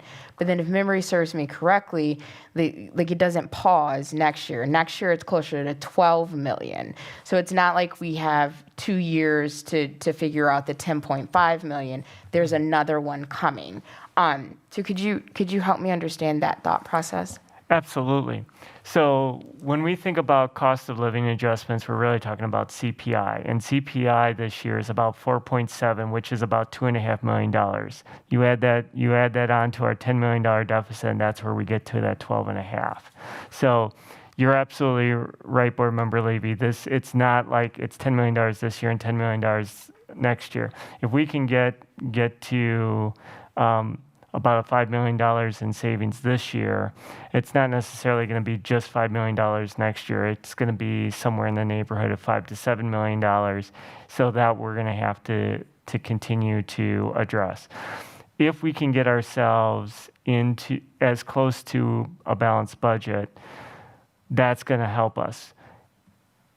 While I would have budget experts come before the board to give definitive answers, a lot of district budgets that are balanced are really not strictly at zero. There are slight variations in there, so we want to get as close to zero as possible, but certainly we're not going to get absolutely to zero over the next 2 years. We're going to try to reduce it as close to zero as we possibly can, if that helps. Thank you. Yep. Thank you for the question. Yeah, I was just Vice President Levy really already addressed it, but just for the sake of pointing out, we did vote on July 6th regarding the mask policy. Dr. Keyser brought forward recommendations. The board discussed it at length, and we came up with flexibility and parameters for the superintendent and educators who work for a district and operate it to bring forward recommendations. And so, while I appreciate all the comments, and I think there were excellent points made, I appreciate, Dr. Keyser, you following the process that we voted on prior, and following through with responsiveness, not just to our community, but also to the people in the day-to-day operations of the district. So were there any other board member questions on any of the items brought up during Dr. Keyser's report? Cool. Okay. What we are going to do next then is move to committee and other board reports. The first committee report is for Business Operations and Finance Committee. All right, so there's two main things that I want to talk about that we covered tonight.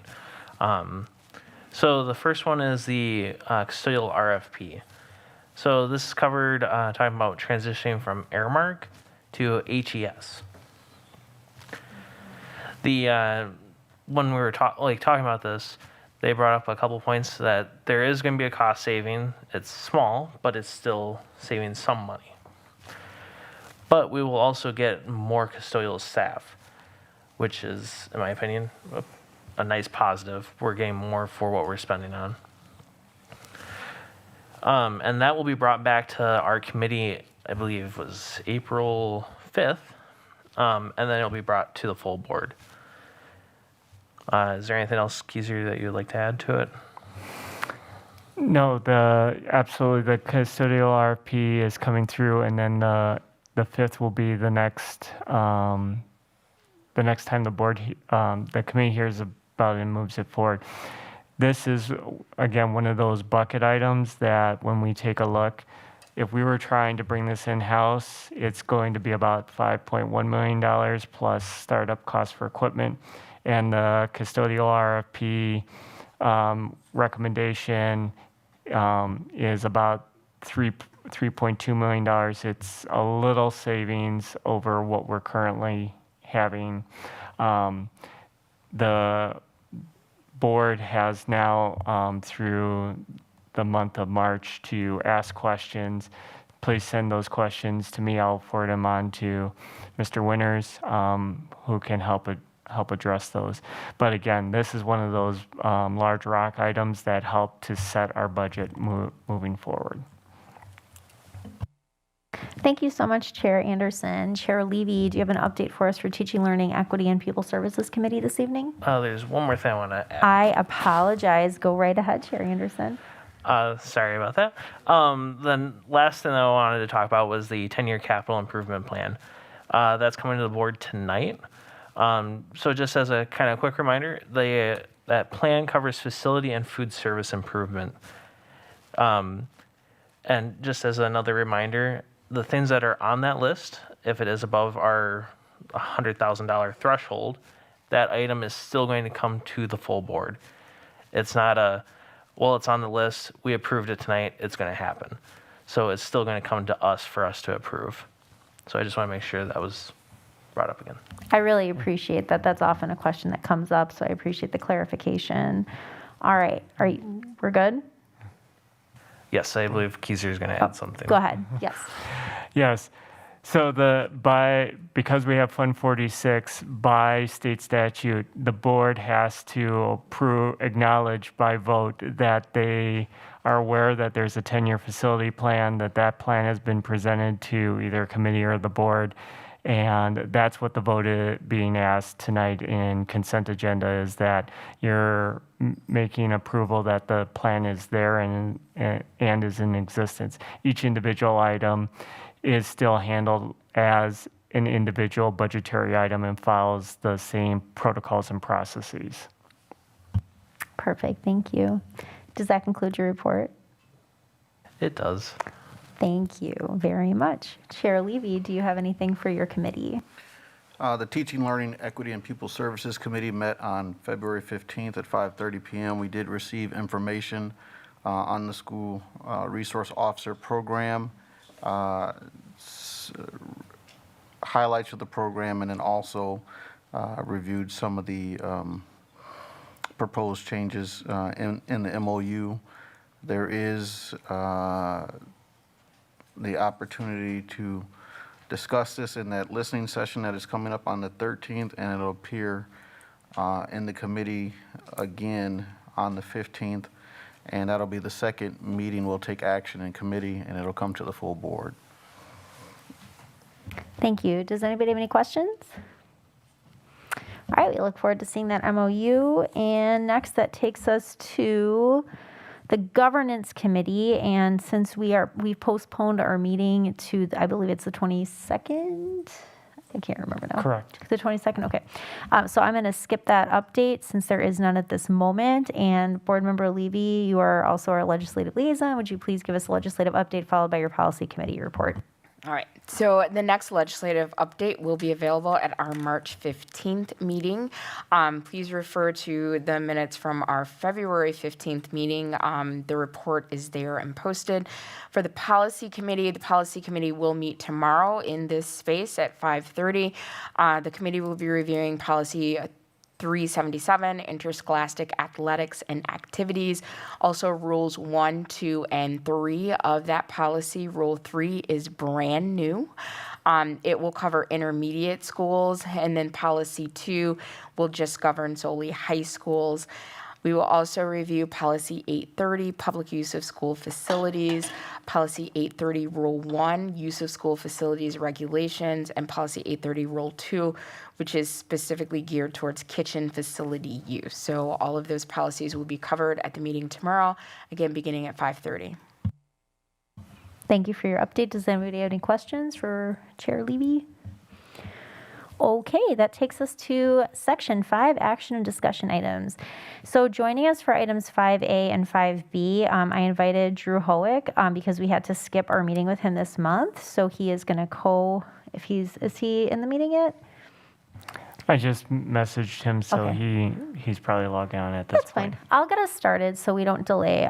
So for those of you who don't know, Drew Howick is our board. He's sort of like a consultant to help us do professional development as a board so we can make sure that we have the best possible governance model for the School District of Beloit. So part of that process is for the board to self-evaluate. The value of the board self-evaluating is for us to create space to be critically reflective about our own performance.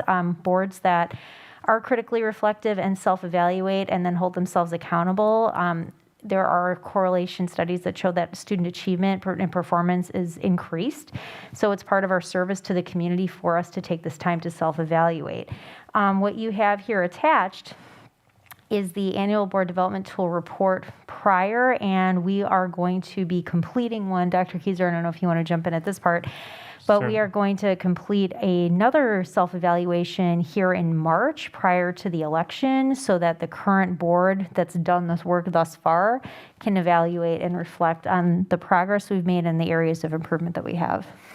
Correct. So we partnered with School Perceptions. They are keeping all of our data longitudinally. So I have the link and worked with Board President Miller to get that set up. So at the conclusion of this board meeting, the board will be receiving an email with the opportunity to redo this same self-evaluation based on your current understanding of and answers to those questions. At the conclusion of that time, which will give probably about a 2-week period between now and the next board meeting, we'll be able to allow School Perceptions to collect that data, and then we'll be able to in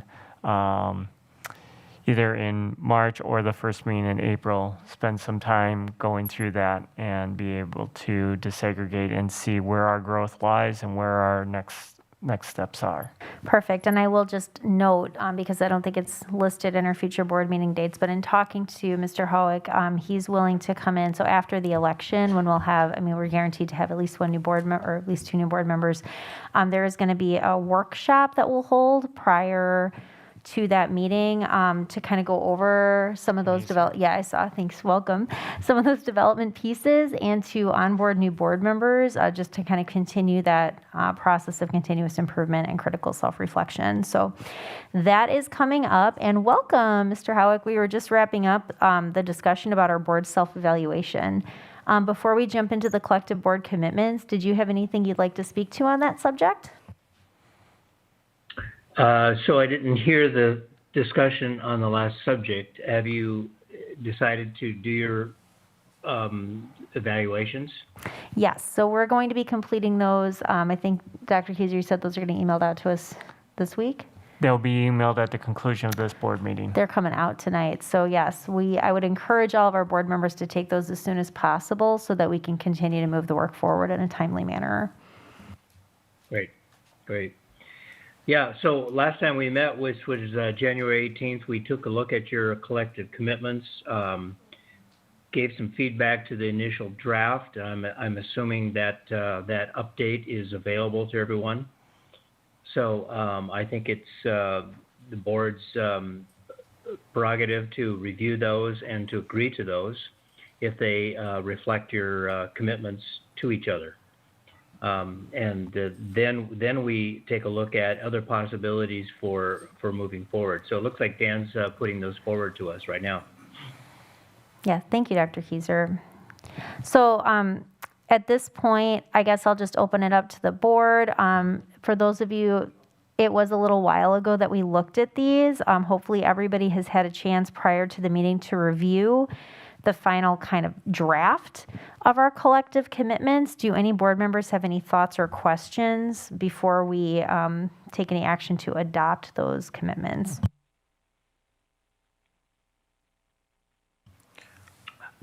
I will make a comment, which is that I don't believe what Dan has put up on the projector reflects the input that we had on January 18th. So we might be into a version control type of situation here. But I had a number of suggestions that were offered by the group. Everything from taking the third one to moving it up front. The current fourth one, removing we language to they language, etc. So unless I'm missing something, I'm not sure this document that we're projecting here reflects some of those changes. So that, yeah, just bringing that up. So those were the most recent notes that I had, but we can certainly take a look at these and kick action down the road. I do recall us discussing moving number 3 up to number 1. But we can just looking as, oh, go ahead. Actually, Vice President Levy, did you want to just jump in? Or No, I was saying maybe we just review them again, and then if there's a draft issue, bring it back again. But it's on the agenda to highlight why it's there and what we've discovered. all right, certainly, yeah. I mean, we can do that. I mean, we can just not take formal action tonight, and we can just bring Mr. Howick when you're back, or Dr. Howick when you're back. At our next meeting prior to that, we can certainly approve the final copy if that works for everybody. 10 minutes, yep. Let's hit them. Yeah, I'm happy to help sync up with others who might have notes on that discussion on the 18th to make sure that the amendments that were suggested are reflected in this document, and to make sure it's reviewed by everyone and approved. Sounds good. Did you, since you're here tonight, did you have any other thoughts or comments that you'd like us to keep in mind moving forward, since the next time that we'll formally meet is, I think it's going to be April 12th? Yeah, I think there were a couple of topics in play when we discussed last. One was the question of whether the results of the school perception survey would be available by then, and if so, what does the data tell us, and then what are some opportunities for discussion based on that data. The other alternative that we discussed is a fairly robust conversation on clarifying roles and responsibilities that delineate those of the superintendent and the board, and for when those entities work together on decisions. So I think, as I mentioned to you before, I've worked with a number of districts across the state where that exercise has helped produce clarity on a lot of nuances of items that come before you, to be clear about where the board owns those, where the superintendent is responsible for, and when do those groups work together on decisions. So I think that's a potential action item as well, along with the WSB survey results. Perfect. So it sounds like we should have the results done in time for our next meeting together. So we'll work through our commitments, but I would just like to take a moment and just kind of honor the work that went into kind of coming up with these, and appreciate everybody for their time and their input to this. I'm really happy with the content of what was produced, and I think it speaks well for the present and future of our district governance. Does anybody else have any thoughts or questions before we move off this topic? I would add in this section, one with the with the school perceptions work, that, in my opinion, as we're talking, that we are trying to ground ourselves in the work that boards should do. And we made the commitment that we're going to do it twice a year, kind of at that September, March area, so that, as we said, once this current board as is composed, we'll be able to review and rate ourselves on that work we've done together. And then when it comes up again in September, as the board composition has changed, one of the things that we felt was very necessary is that the board understand what the roles and responsibilities are, and that's what that survey helps us to see. And then secondly, in our board commitments, as we continue to develop our relationship with our superintendent and develop our relationship as 7 people representing our community working together, we have committed to do certain things. It's always easier to commit to things when everyone is in agreement or everyone's agreeable. And so the thing that what this work represents is that at times when people are not so much in agreement, we already have a framework to guide us, to help us have conversations. One of the things that came up from our last conversation was, hey, we're in Beloit and we're a community, and sometimes we just need to sit down at a table and talk some things out. And that our commitment to board development gives us an opportunity to kind of sit down and just talk about things, so we can understand where individual board members are coming from. And then out of that conversation space that we created, we'll set agenda items so we can address those things for our community. But in very much as we're trying to move forward, we're trying to make sure that when things are smooth, they're smooth, but you always have to prepare for when there'll be conflict so that conflict can be mitigated and we're still able to move forward with purpose.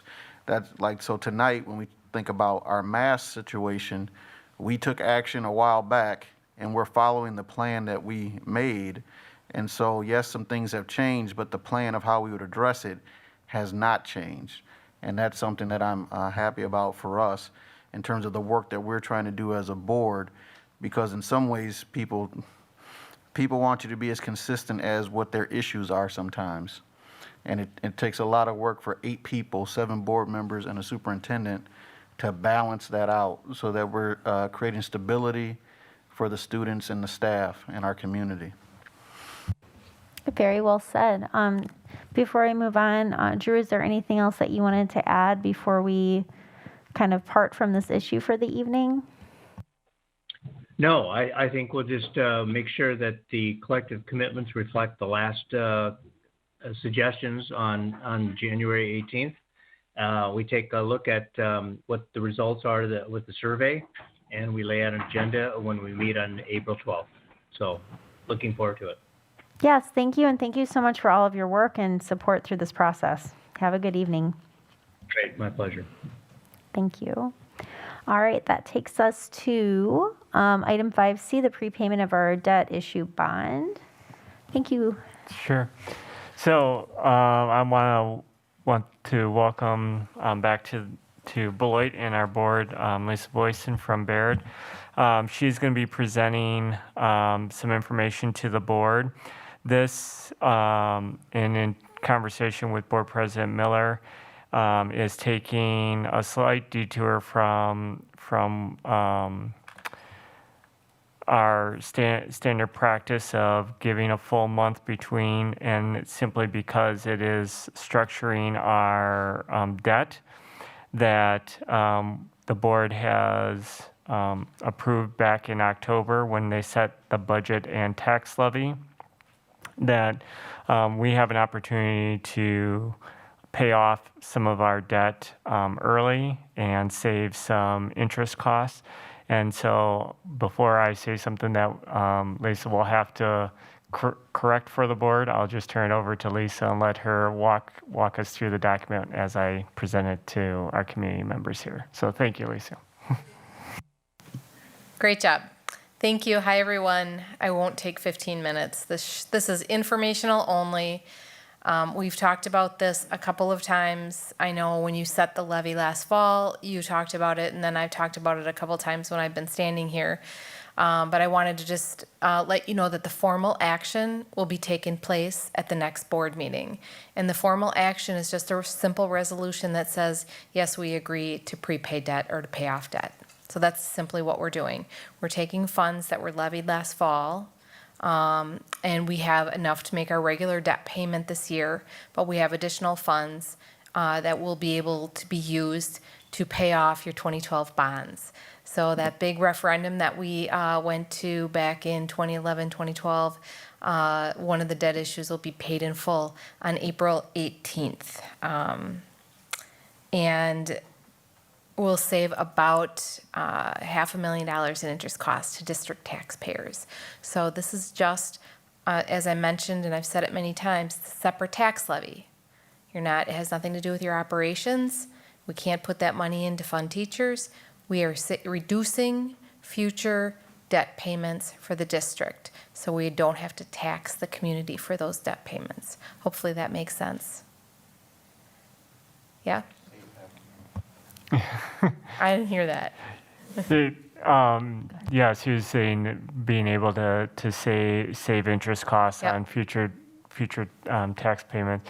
Now, as we go through this, you had put down on here a chart for us. Yep, I want to, this chart that you've seen so many times, but again, I want to remind you, bring it back, bring it to your attention. So again, I just hit those bullet points. The timeline was there as well. All you really care about is that at your next board meeting, you'll be adopting the resolution, and all the other things we'll work with the administration on that. And then I included the detail, but again, probably way too much detail for you. But I just wanted to remind you again that this is what you're looking at here is essentially your tax levy or your mill rate. And the black is your operations, so it's the taxes that are used to operate the district. The reason why it's so low is because you have such a big inflow of state aid that comes in, and the taxes and the aid together you use to operate the district, so that's the black. The blue is your debt payments, your that 2012 referendum, and you can see those are going to be going away soon. Next year will be the last payment, and then we have a few payments several years out.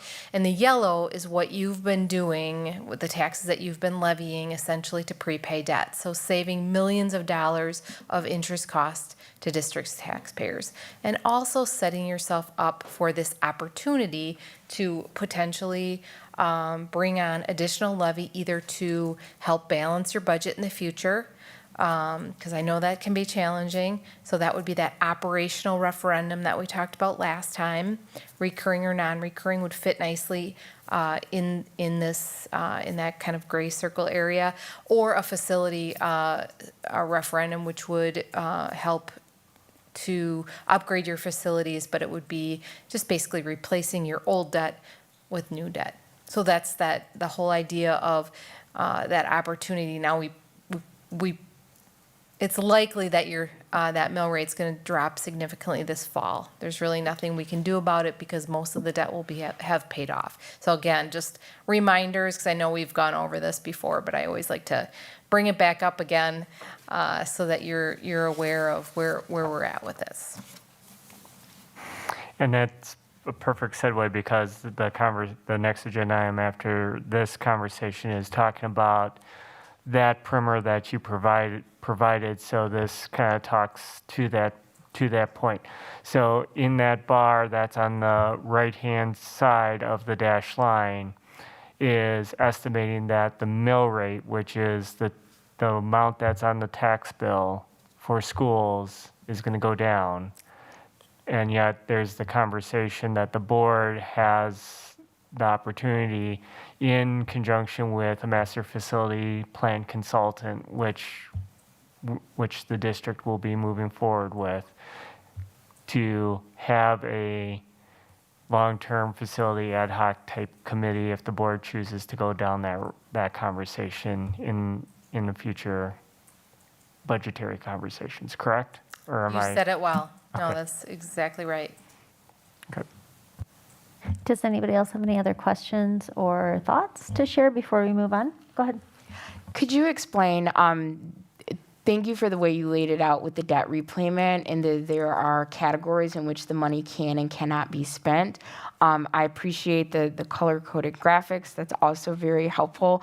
So that teal bar is going away when we do that debt repayment. Can you explain to us why that teal bar in a smaller fashion reappears in the 2029, 2030 year? Yes, we have to put that there. You have a qualified zone, I believe that's the Qualified Zone Academy bond issue. And without getting into a lot of detail, we helped the district borrow money at 0% interest. So there's no interest. That's why there's nothing between now and those last 3 years. And I believe those last 3 years are when the principal is getting paid off. So it's like a 0% loan. You don't want to pay that off because there's no interest on it. Just leave it sit out there and we can build around that. It's a very small bar, 3 small bars, but good catch and good question. And could you just refresh our memory, what specifically is that debt for that was at the 0 interest rate that we won't be looking at until 2930?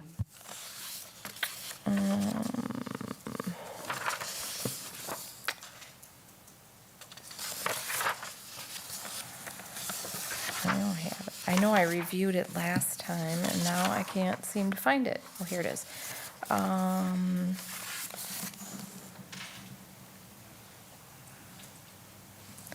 Let me get back to you. Can I get back to you? Because I'm small print and Thank you. I don't want to waste your time. So I'll get back to you and get a perfect explanation for those 3 bars. Thank you. Anybody else have any thoughts or questions?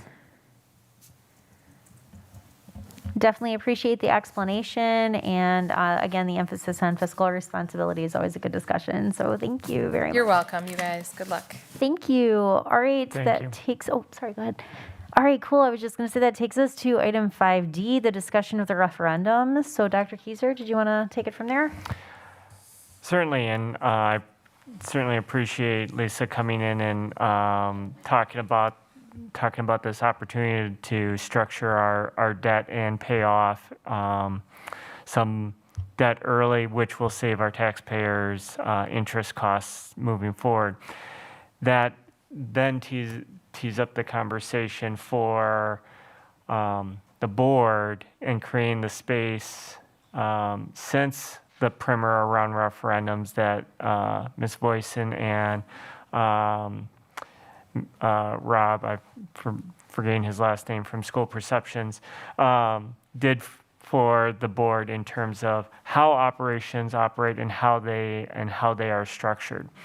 So just as a quick summary and review, way back when we were talking about budgets and looking at the different sides, expenditures and revenues, one of the things that we needed to do as a district, if we were going to entertain a conversation around referendums, was that we needed to do a quality study of all of our facilities. We can't just rely on our own district staff, but to really get an outside perspective. That's what the master facility consultant does.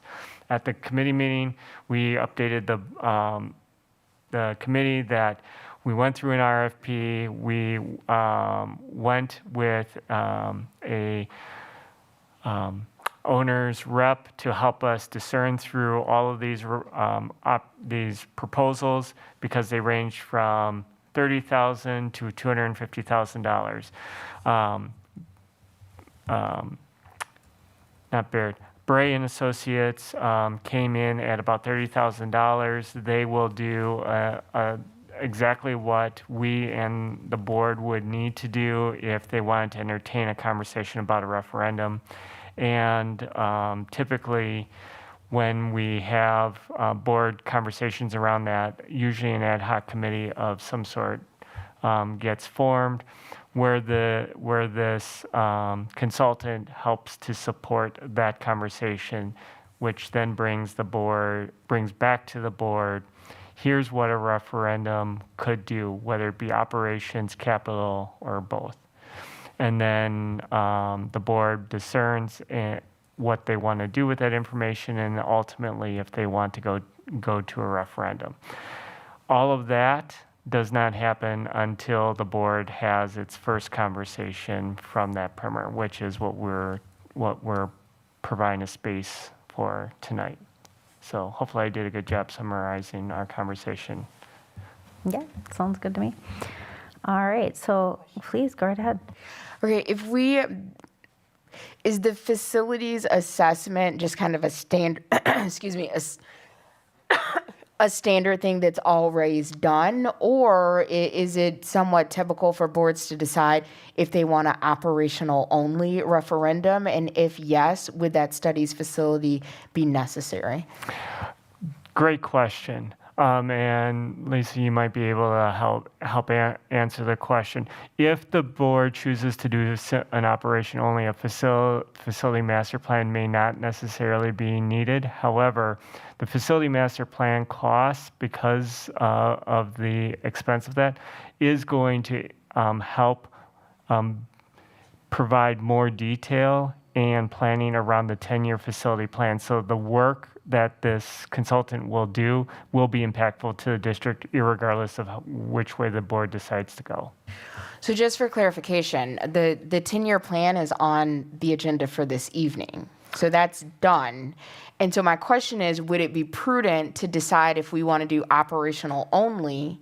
And if yes, then why would we spend the additional funding to do the facilities survey? So I would say the doing the facility survey is good, even if the board would want to do just an operation only, for two reasons. One, it is going to better enhance the work that we've done with that 10-year plan. They're going to look at things that, because we live in the environment, we might not necessarily see, but it can also have future impact for future budgetary conversations. And Ms. Boyson? I would just add that the 10-year plan is usually a general, more broad overview, something you have to submit to the DPI in order to start a Fund 46, which kudos, great job, you should have a Fund 46. The facilities, the master plan, in my opinion, of doing this for 33 years, every district in the state of Wisconsin should have a facility assessment master plan, whatever you want. I call it a facility study, so that you know what your needs are in all your buildings, and it takes it to the next level of what's 21st century learning. And I'm in finance, so I don't know a lot about the detail, but it takes it to the next level of really diving deep. And you're gonna be surprised, because they're gonna come back with, a book full and very detailed about what every single one of your facilities looks like, could look like, would need, could need, way more than what you would ever do, but it's comprehensive.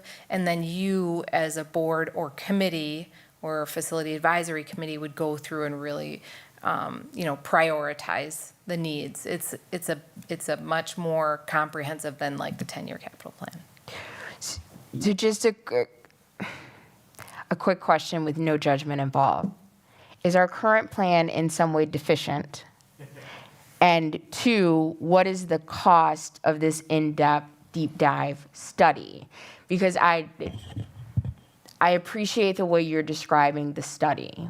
But if it's not needed, if we choose to go with an operational only referendum, and our 10-year plan is not identifiably deficient, I just want to know if it's necessary for us right now, and again, a ballpark of what that cost is.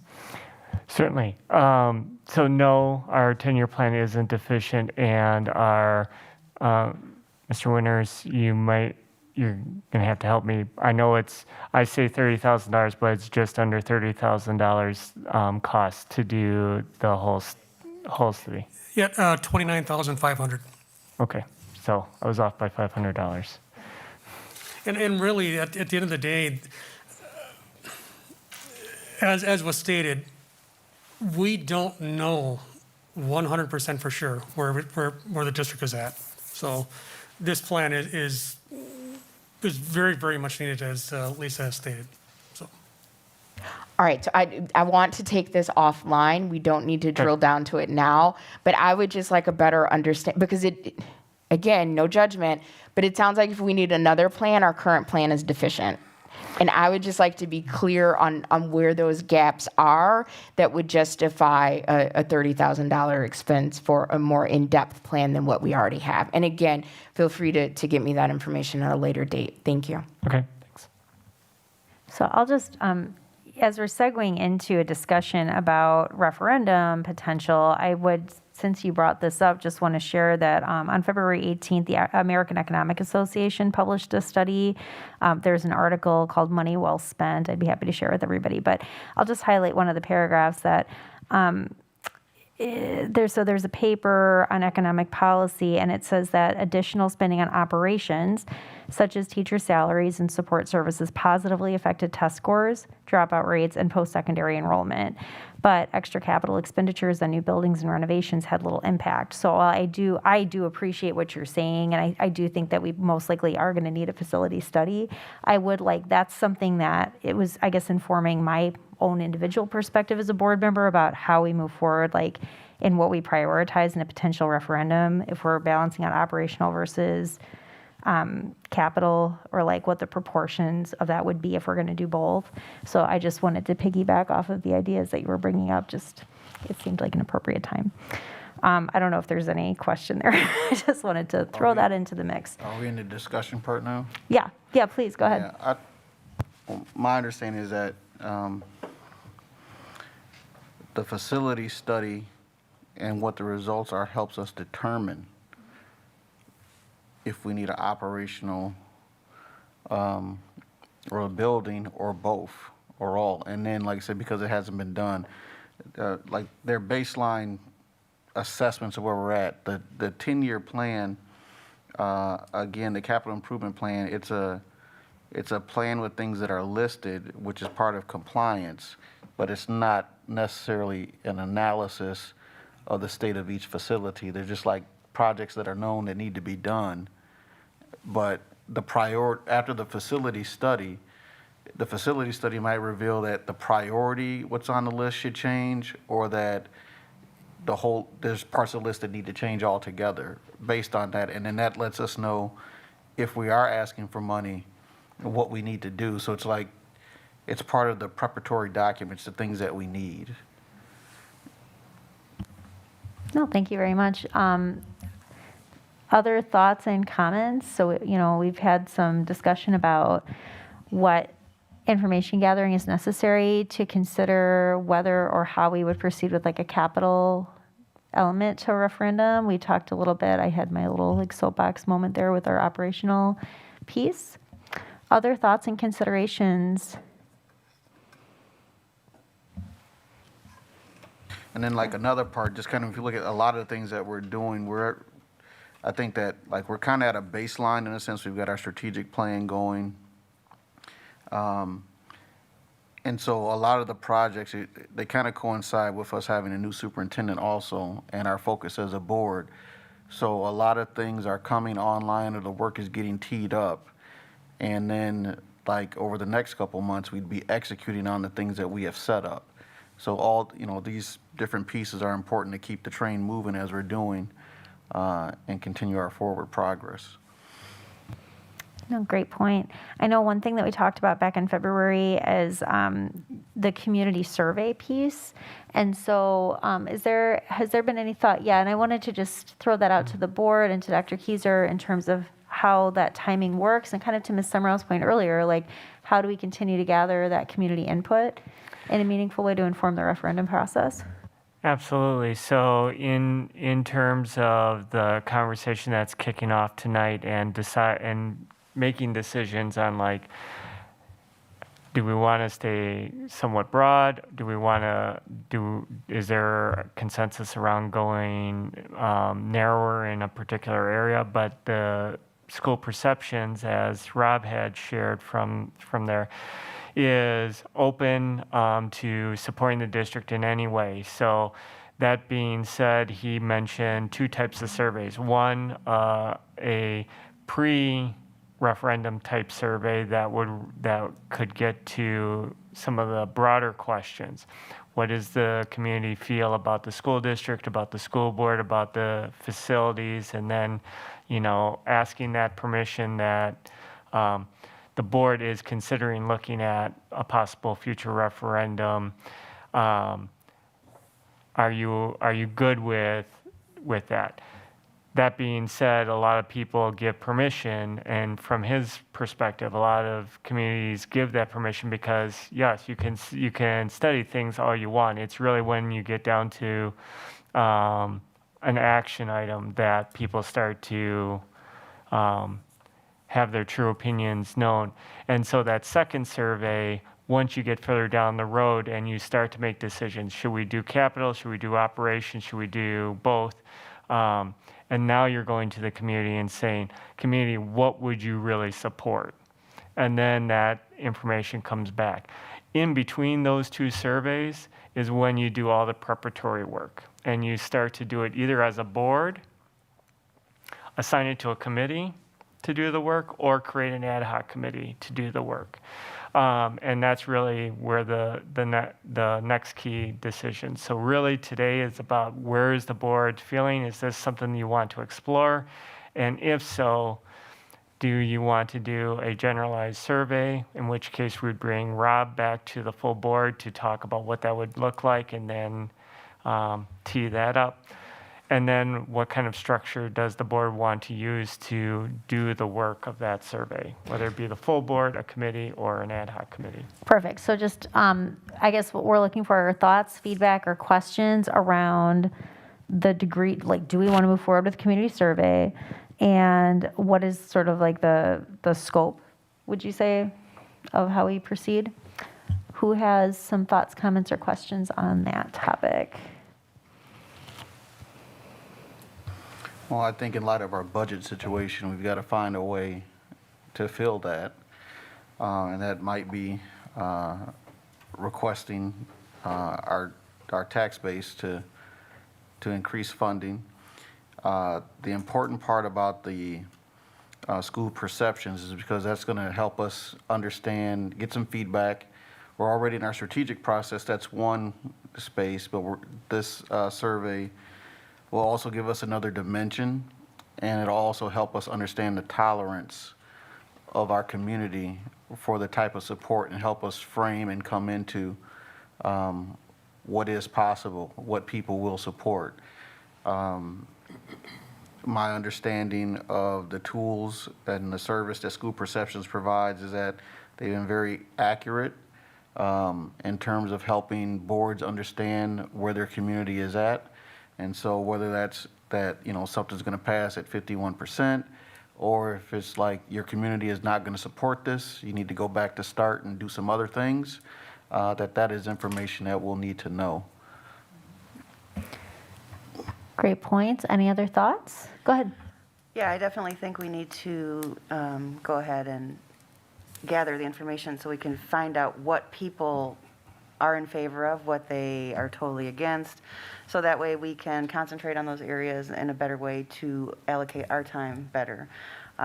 If we know, right away from taking a survey that they are just totally against something, then we can maybe lead away from that or educate on why we need that. I think it would be a good start. I really like the point that you made too about just that education piece, because I think one of the points, if I'm remembering from the February 1st presentation, is that people aren't going to go for something that they're not informed on, and this is really how we start those discussions. We heard tonight at public comment a number of public comments asking for additional resources already, for example, and so there's probably microcosms of the community that all have high interest points. Being able to bring all of these points together under sort of this cohesive umbrella discussion and input gathering and education, kind of that reciprocal thing that's going to take place here, probably would be a good direction to go in. Does anybody have any different thought from that? Or anything else to add? Go ahead, please. My thought as we look at this, as granted this survey is really looking at how do they feel about a referendum or where we're going. But I think we're going to get a lot more information out of this as we move forward. is what is it that the district is really looking for? You know, how do they want to fund it? What are their real important pieces? So whether we do a referendum or not, I think we can use it in strategic planning as we continue to move forward. Absolutely. Regardless of whether or not we move forward with the referendum, it's really vital, I think, to have community input in terms of what we are going, there are things that we can and can't do, right? We unfortunately live in that reality where we can't do it all. So it's good to have community support and have that buy-in for, what we need to support as a district for sure. Other thoughts or comments or questions about next steps?